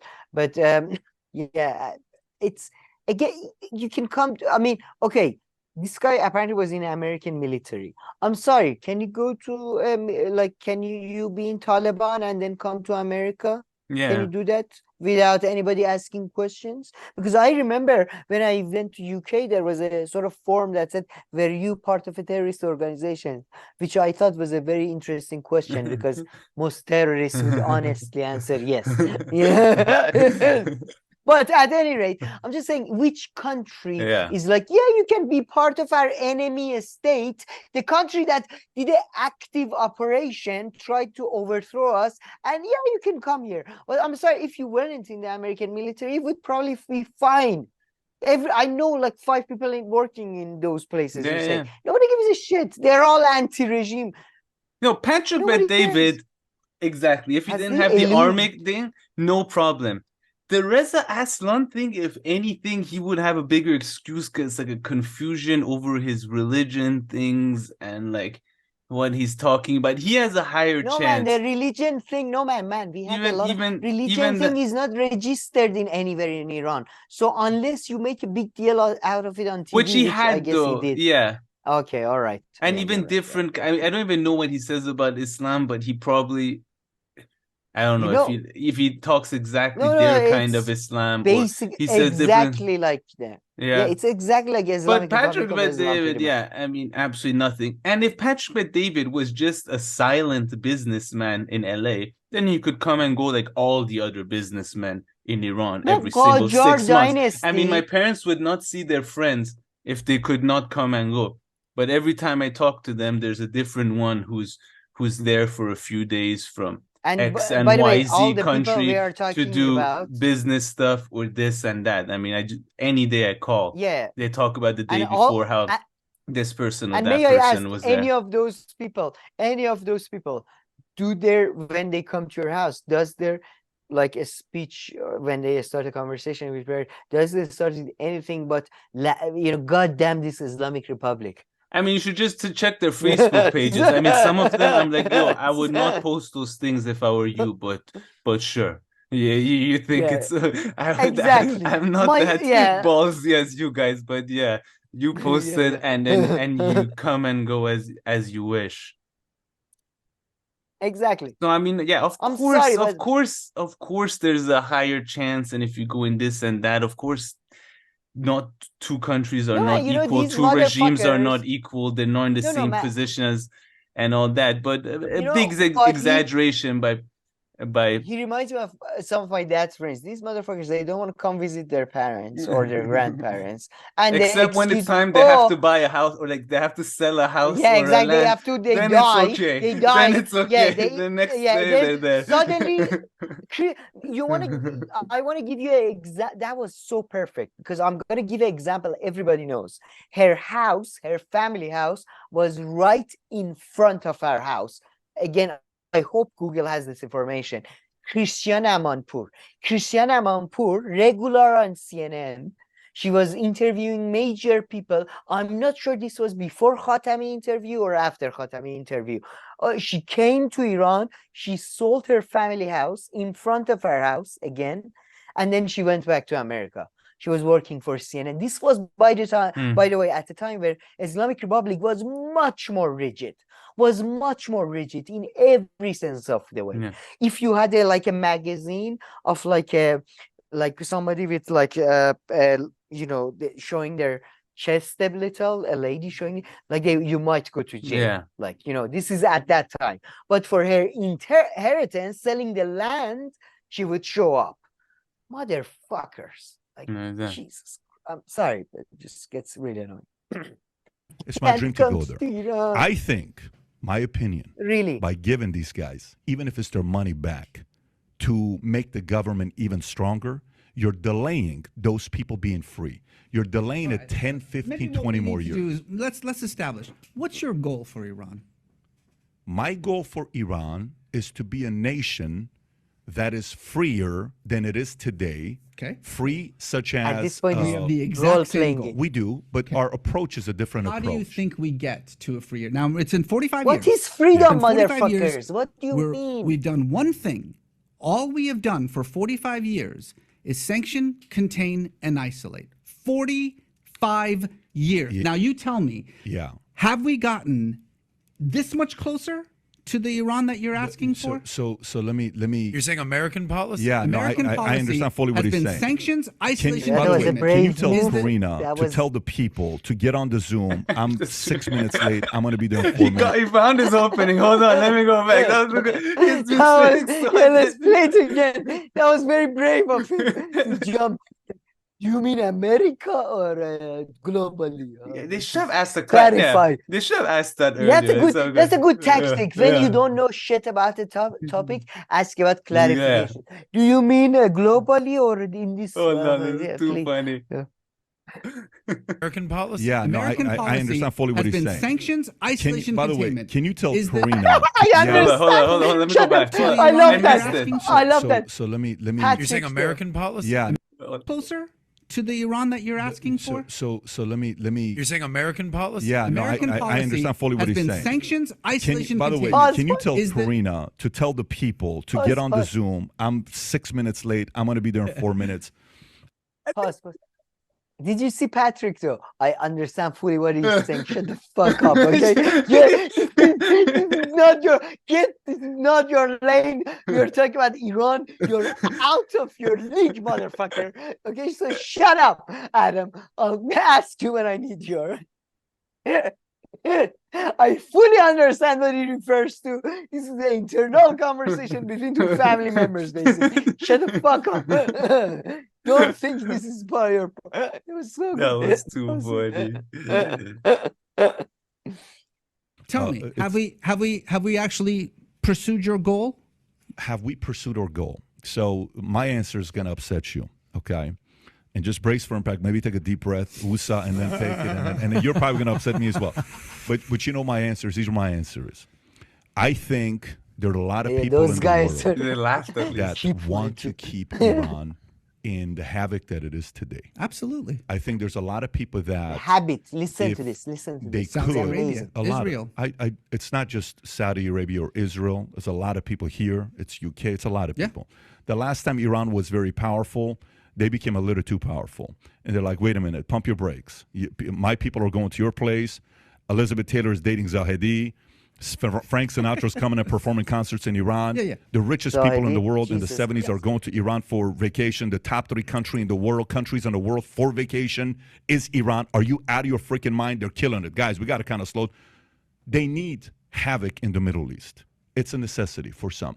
Financially, it's a necessity for some. Politically, it's a necessity. It's just like. But we're talking about the Iranian people. But let me. It's the same. Has this policy it's the helped the Iranian It's people? the same way as many progressive, not you or Democrats, would like to keep certain communities and sects poor because they keep winning that vote. If they lose that vote, if they start becoming All right, we're financially getting free, off not the needed, subject. we're not You getting said you off the got 4 subject. minutes. We're not getting off the subject. What I'm saying to you is I'm giving you my opinion. I don't think they want to free it.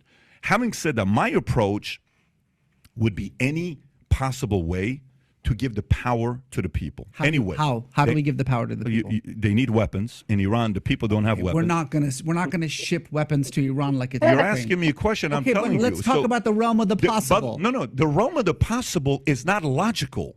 What needs to be done is not on freaking black and white. It's a lot of gray needs to get done for this thing to now get he's saying done. that. It ain't no black and white type of stuff. You need a similar situation on what happened with Mossadegh and what happened with the Shah. As crazy as this sounds, they've done this before to a guy that would be considered a Republican, the Shah, and they did it to a guy that would have been seen as a socialist, Mossadegh. So how you have the playbook. how you think we help the people in Iran is by giving them weapons? That is one of many different ways to do it. One of many different ways to do it. That's one of the ways to do it. How do we empower those people to actually be able to remove their government from by power? suffocating their government? How do we suffocate their government? Why do you think all these girls right now are willing to sacrifice? You know, I mean, at this point, it's really coming down Perfect to like place you to can pause. remove Iran though from the equation. I mean, anybody who doesn't know anything about Iran, but they're kind of into politics and geopolitics, which would be like whoever's watching this. They don't know. I mean, you know, Patrick Bet-David is like having the lowest level of childish conversations and possibilities and solutions and all these things from the way. I mean, Aslan is also going to think of the people, but I mean everything else that Patrick Bet-David is saying too. I don't know. You don't need to know Aslan anything because- about Iran or anything to just you know. James, no, I do think you do need to know. Like, no, man. For example, in Syria, his case, I think, kind of made sense in a way that, you know, there are some people who want to benefit from the. Oh, sorry. Actually, you're right, because he's saying that sending the weapons would be opposite of the people who want to make chaos there. So no, you're 100% right. Yeah, no, I mean at this point, like Patrick, Yeah. I mean But Patrick, I mean in general, Iran Reza side- Aslan is a much bigger politics guy, right? So I think he's going through this conversation is a much more, He's much. I would wouldn't claim, say he's sophisticated, relatively I wouldn't- speaking, relatively sophisticated, reasonable way. Whereas Patrick Bet-David, if you ask me, that's my opinion. I mean, so far, if I had to ask, I mean, easily Reza Aslan is beating him, like, you know, if it's a football game, I don't know, 3-1. If it's a soccer game, you know, Fair he's enough. easily No, beating 3-1, No, about to go to 4-1, maybe. Okay, we'll see that. Well, I'm just gonna say that I think I agree with the sophistication, but I think they're both equally political.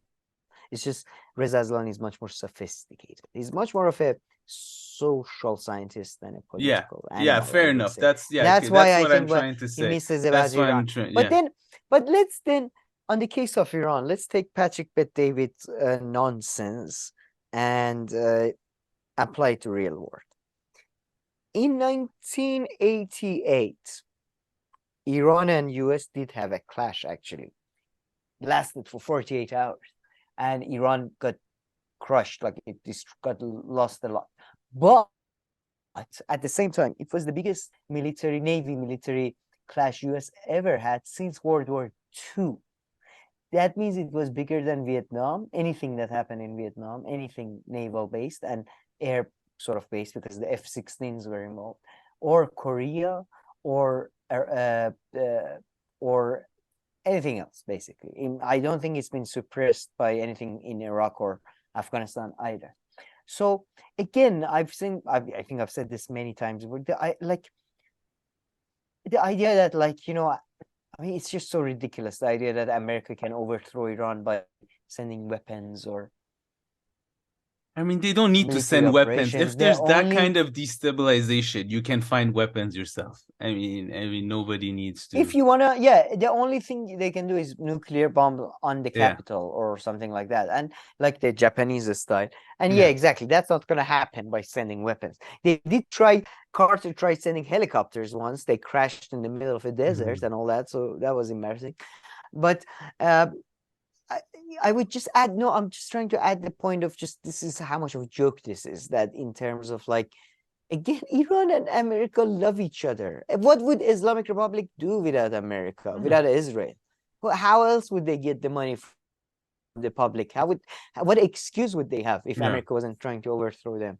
And what excuse would Saudis and Israelis have if, you know, if Islamic Republic wasn't there. So it's just such a childish, ignoring reality of the situation, I feel. Anyway. But I think the best comment that I think one of my favorite things that you said right now, though, is the fact that Reza Aslan is much more of a social scientist. So he just falls in less traps, or he says just slightly more reasonable, thought through stuff. To us, though, I would yeah, say to us maybe. Yeah, to us. I was gonna literally say that too. Majority. Like, to me, to someone like me, he's just exactly. No, very well put. To us, I would say he's much more polished. In Iran, I would say majority of middle class bourgeoisie have the view of Reza Aslan, including the establishment, including the top of the establishment, except like the top. But majority of the people, overwhelming majority of the people, agree with Patrick Bet-David. It's not even a question. 100%. It's not even like if anybody on the left tells you Iran is a Muslim country, they have different values on gray zone or any other stupid thing. No. Overwhelming majority of people in Iran on the working class, especially on under side, are with Patrick Bet-David. That's just fact. I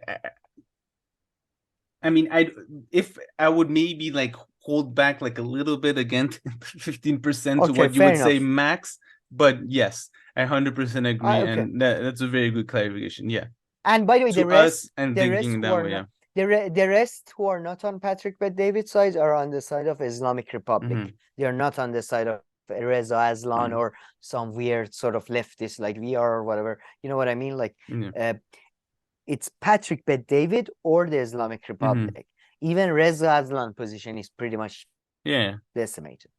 No, his is confusing to a lot of not confusing. Iranians. They won't put that's him, my point. Yeah, exactly. Like that's a lot of my friends, man, have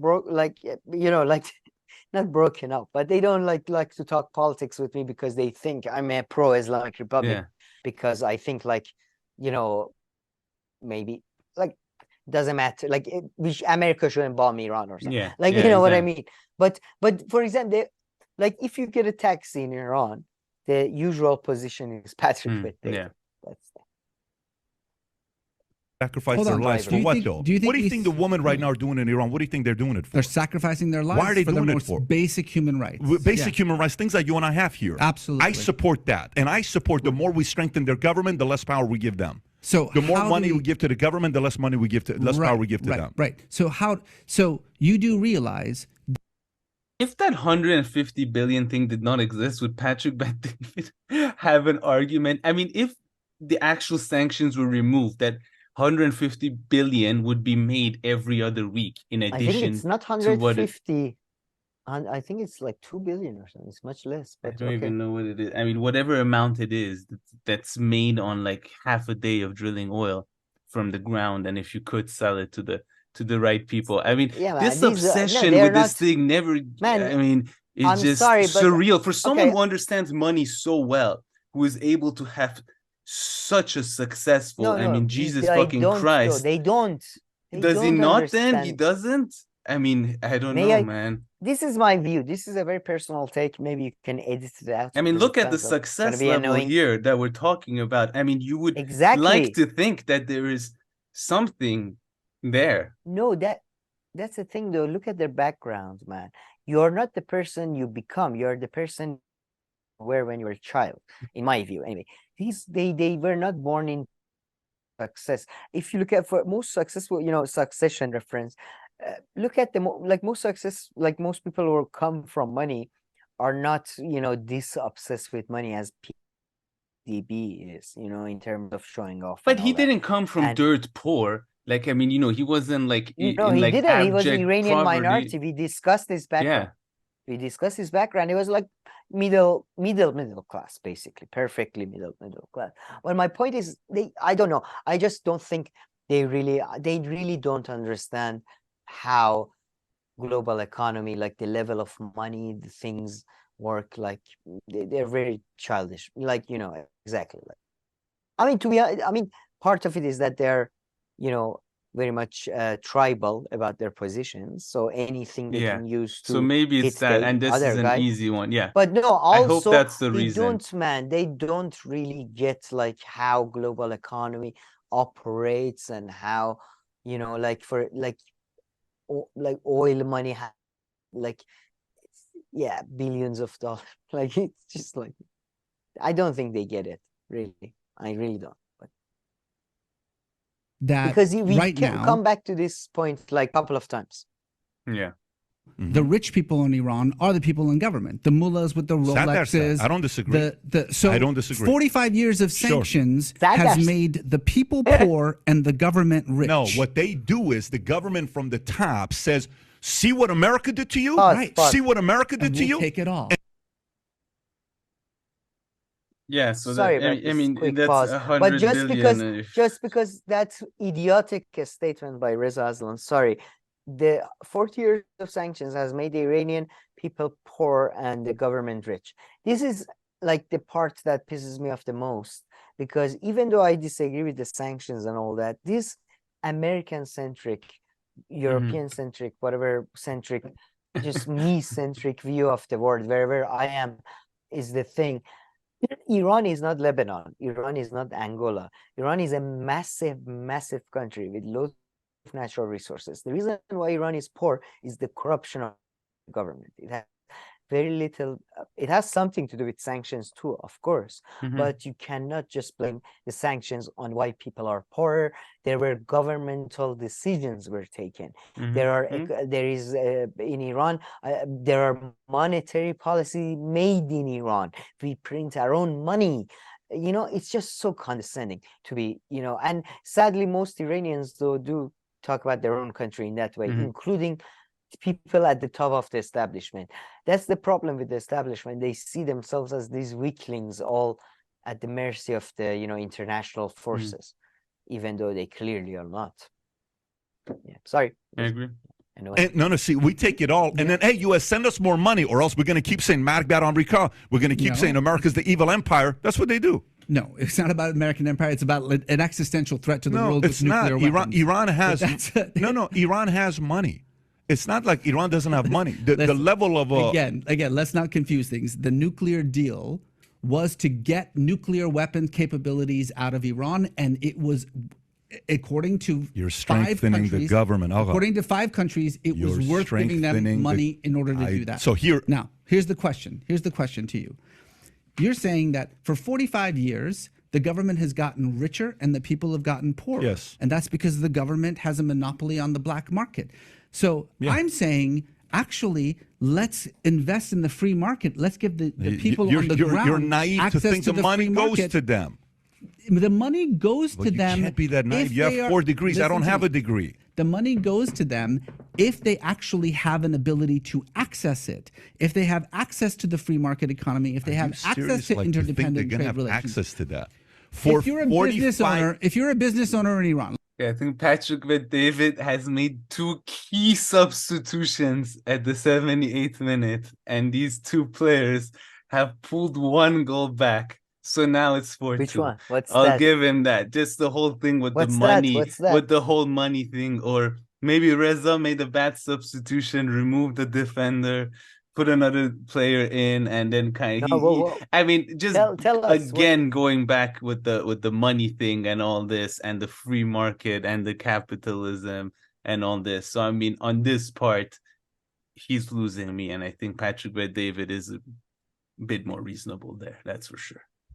But don't you think he's, in a sense, though? He's trying to, although I see his tactic. Sorry, his tactic is kind of trying to, like, I think his tactic is trying to push on the capitalism thing, which is like, hey, don't you think free market capitalism? I mean, you like look, I'm on the Patrick Bet-David show, right? Is that not your shtick? So I see what he's doing, but his point is correct, though. In a short term, again, sort of thing that. In the short term, the argument that I made earlier on, yes, but I mean, he's taking it further now. Yeah, that in a sort of when the revenues of the government get sort of fragmented, then naturally. But 4-2, I think naturally it becomes weaker. I think he scored. If anything, he scored kind of an own goal. If anything, Fair enough. Fair enough. By pushing the free market. No, he got just. Yeah. Let's say you're selling carpets. Iran's business. You're selling pistachios. Yes. You can't sell pistachios on the international market. So that's not about the mullahs keeping all the money for them. They this is can't. what's it about. The fact of the matter is, and for a capitalist like you, I can't believe you're disagreeing with this. I'm against the government having the power to bully its people, which is what it's been doing for 44 years. You're for it. I'm against it. That's bullshit. And then what do you mean give them the $150 billion to the government? Your argument is that. If you're saying the argument is let them have their money that's theirs, you're not thinking we're strengthening them? I think we have a common mission, by the way. My argument, and I'm going to say this one last time, is that in exchange in 2012 for the removal of nuclear weapons capabilities. You're believing them. In exchange for nuclear weapons capabilities, which have the stringent investigative group, the IAEA. Now you can say, oh, fuck the IAEA, fuck the UN, they all don't know anything. Okay, well then there's nothing really to talk about. But the people on the ground who actually take the tests told us in no uncertain terms that it was working. That's a fact. The point is, separate that from this larger conversation that we're having, which is how do you empower the people in Iran to bring down their governments? And it's a legitimate argument. I'm not saying you're wrong or dumb for thinking that, sanctions is the right way of doing it. You're not dumb. It's naive. It's two different stories. What I'm saying is there are two ways to do this. You could either blanket sanction the entire country, and as we know, 45 years of that has led to the government being more entrenched than it's ever been, and the people at the top being billionaires and everyone else barely struggling, or any other thing. 45 years, any other thing. And what is the other thing? Well, it's quite easy. There are mechanisms in place already that allow for an investment on the ground of the Iranian people themselves. Access to the free market economy, which comes with rules. Here's the problem with 45. With rules. The rules are World Bank rules, dude. Rules are okay. So if he kind of got Patrick Bet-David there. His weasel thing of the free market is now kind of making Patrick Bet-David to kind of say, free market and all that is not always true, which you could say, not in the case of Iran, but other places will be. But he finally, I think, got him with that weasel move a little bit, but he definitely lost me. I mean, on my score, now it's almost a draw, but he finally got him, I feel, unless he digs himself out of this. But he finally got him with that play. move. I don't know. Play. If I negotiate with a murderer, you think he's accustomed to following the rules? If I negotiate with a nation, with a government like theirs, you think they follow what's in the contracts? There's simple. No way you believe that. I understand that you have this mystical view of what the Iranian government is that exists in this kind of existential plane of evil. I just listen to what they say. No, I just listen to what they say. But they are actual people who care about their own livelihood and they care about nothing else. I do think they care about their livelihood. The government people care about their wealth. I do agree with you. Exactly. Yeah. But I'm talking about its people. That's what I'm talking about. And what I'm saying is, right now, we have nothing but the stick. We have no carrot at all in Iran. There's nothing that you're giving carrot to the wrong guy. You're giving carrot to the guy that's got plenty of carrots. He's been overdosing on carrot. We're giving carrot to the economy. No, you're not giving a carrot to the economy. Here's how interdependent I'm a Syrian Armenian. I'm a Syrian and Armenian. Let me tell you what both sides will say. You ready? Here's a criticism. Both sides will say. And I want to wrap it up. We'll go off. If you're up for part 2, 3 hours, I'm up for bringing you back. You have no idea how much I've enjoyed it. I'm being serious with you. Okay, so I'll tell you this. Armenian, Assyrian. Bet David, Bogosian. Bet David, Assyrian, Bogosian, Armeni. Okay? Okay, so that's his last name. Every time when people say, hey, let me tell you what's going on. Send money to this charity. Send money to go help the Assyrians. How come you're not giving money here? And I'll send money. You know what both sides of my family will say? Never send money. You know why? Because it goes to the wrong people. Because it never goes to its people. Yeah. You said it. You know this reputation. So if you and I are giving money, 150 billion to the government. Again, Reza Aslan made a good childish comment. He's like, listen, you're making them into be like these aliens that we talk about nowadays with the UFOs. He's creating a different. But yeah. But those two other guys are going straight to HR after this and being like, put it on record. They did not let me talk. We were willing to talk. So I hope we still get paid. Because look, I brought up, you mean as American policy? And he told me to shut the fuck up. And my boss told me, shut up. Yeah. And it was very rude.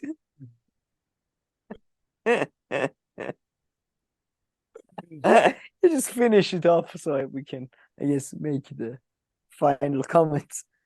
Government, we have to be naive to believe it's going to end up to its people.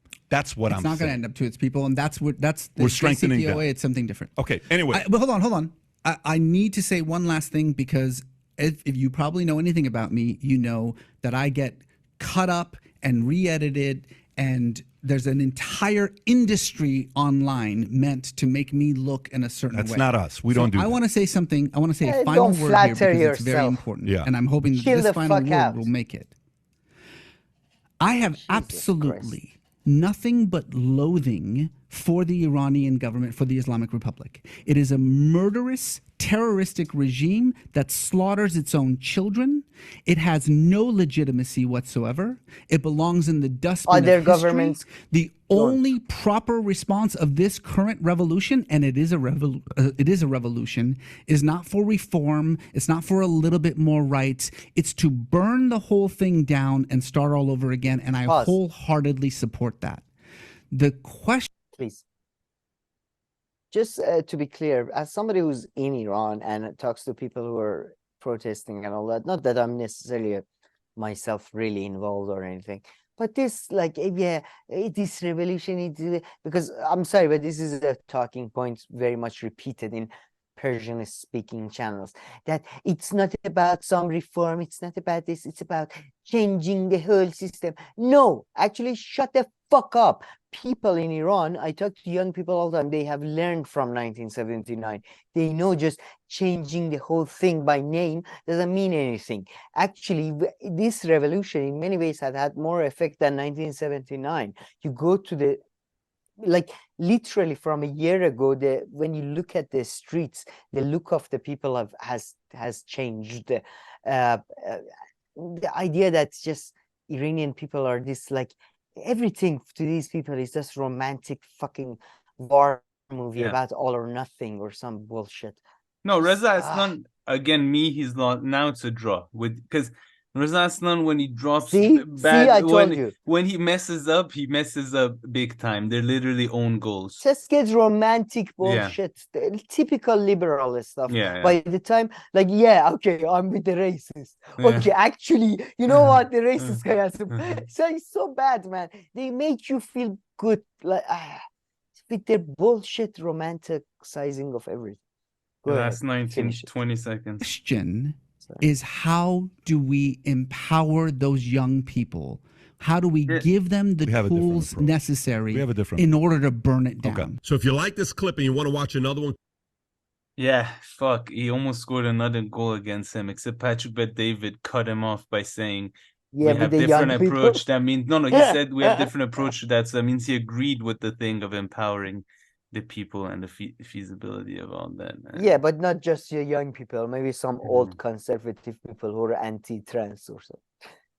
But yeah, I mean, but I have to say, this debate is a very much representative of what's going on, I think, in Iran, because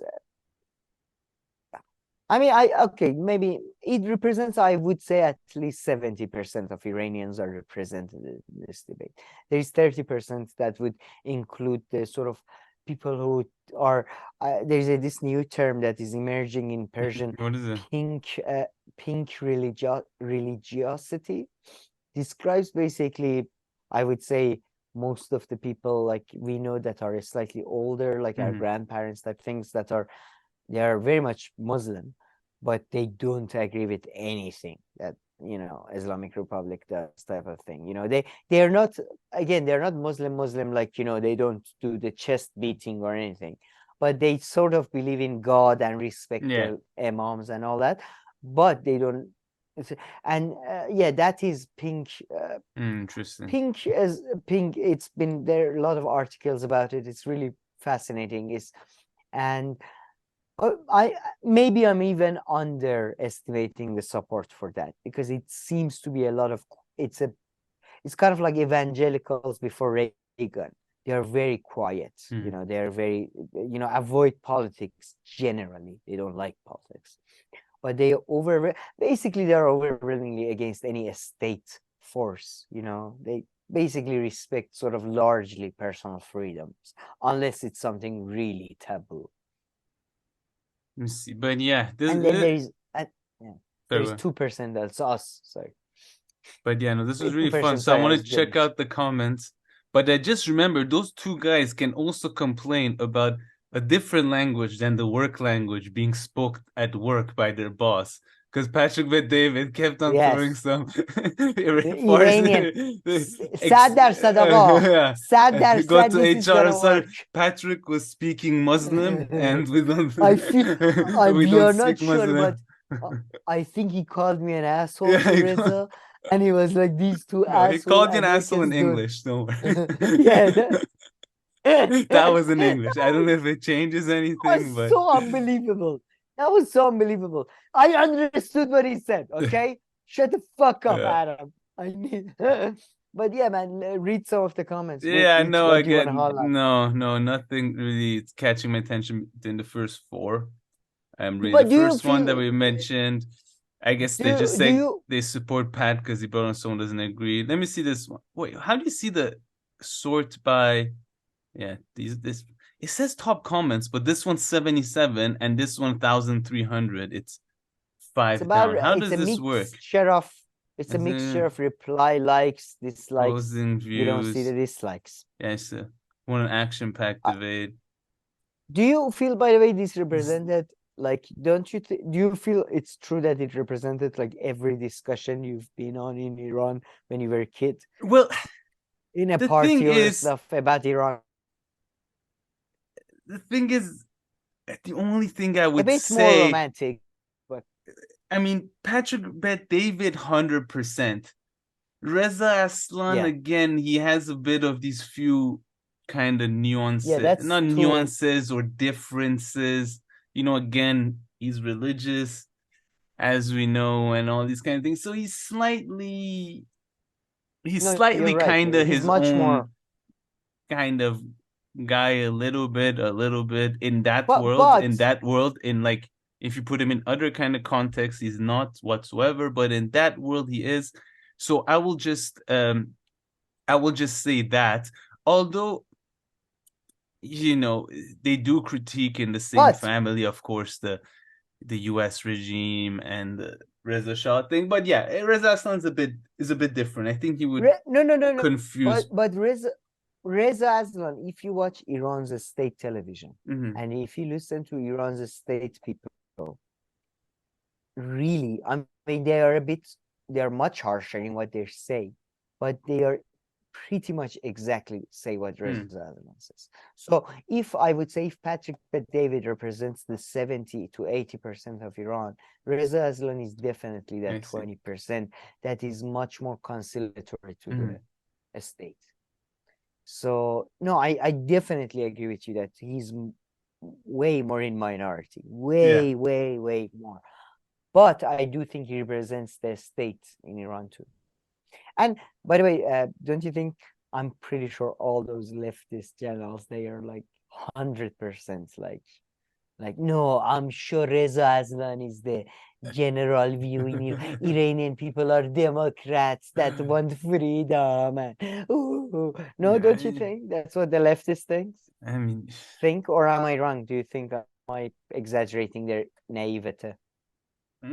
Don't say the word naive. Thank God we didn't play a drinking game over the word naive with with Patrick Day. I'd have to be taken to a hospital right now.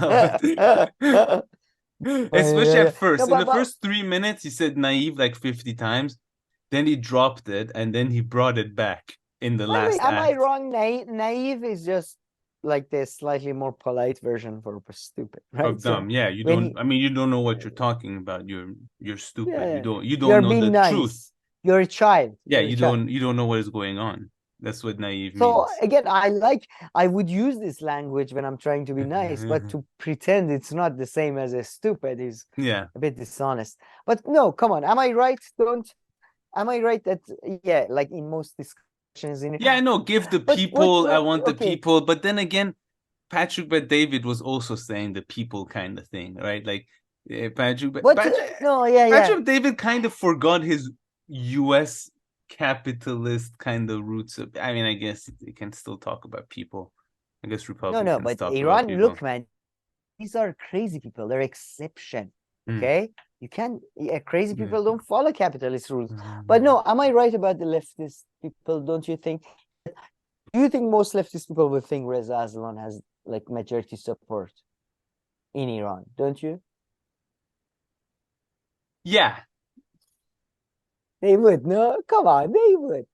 They would. Yeah. But I mean, especially overall, maybe if they actually listen to the whole thing, they would lose it. They would not lose it. Sorry, a few times they'd be kind of like, I don't know, they would raise an eyebrow, but yeah. No, but don't you think like majority of leftists think that majority of people in Iran support Islamic Republic largely, not on Yeah, no, you're right. cultural Which I issues. was beyond. If you would have asked me before So the whole shenanigans happened, I mean, I don't know. The whole thing happened 7 months ago when that debate was there. I was a bit surprised that it went to that extent. How much they again gave, I guess, some kind of exceptionalism to Iran. No, Iran, one of the only countries now suddenly that everybody loves the government. Yeah, man. It's to be honest, it's not about Iran. It's about outside of America or outside of my country. I probably don't watch as much Iranian media, but Iranians are probably the same because I was just checking with the whole recent Niger and African coup d'etats, and it's kind of similar. They are so like, I feel like they feel like people in different countries are different species. Yeah, it's just so weird. They don't think about food, their stomach, they eat one banana and their stomach is food. It's just they don't like they don't like luxury. That was funny. Patrick David is like, yeah, you should come on in 3 hours again. I'm loving this conversation. No shit. Yeah, of course you do. This is like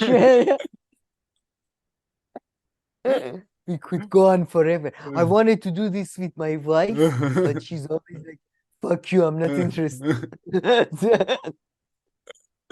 That was funny. I hope those poor two guys get something to talk about. They'll be bummed out. The side guys. Yeah, they didn't get the once. They weren't even polite towards them. It's as if they weren't there.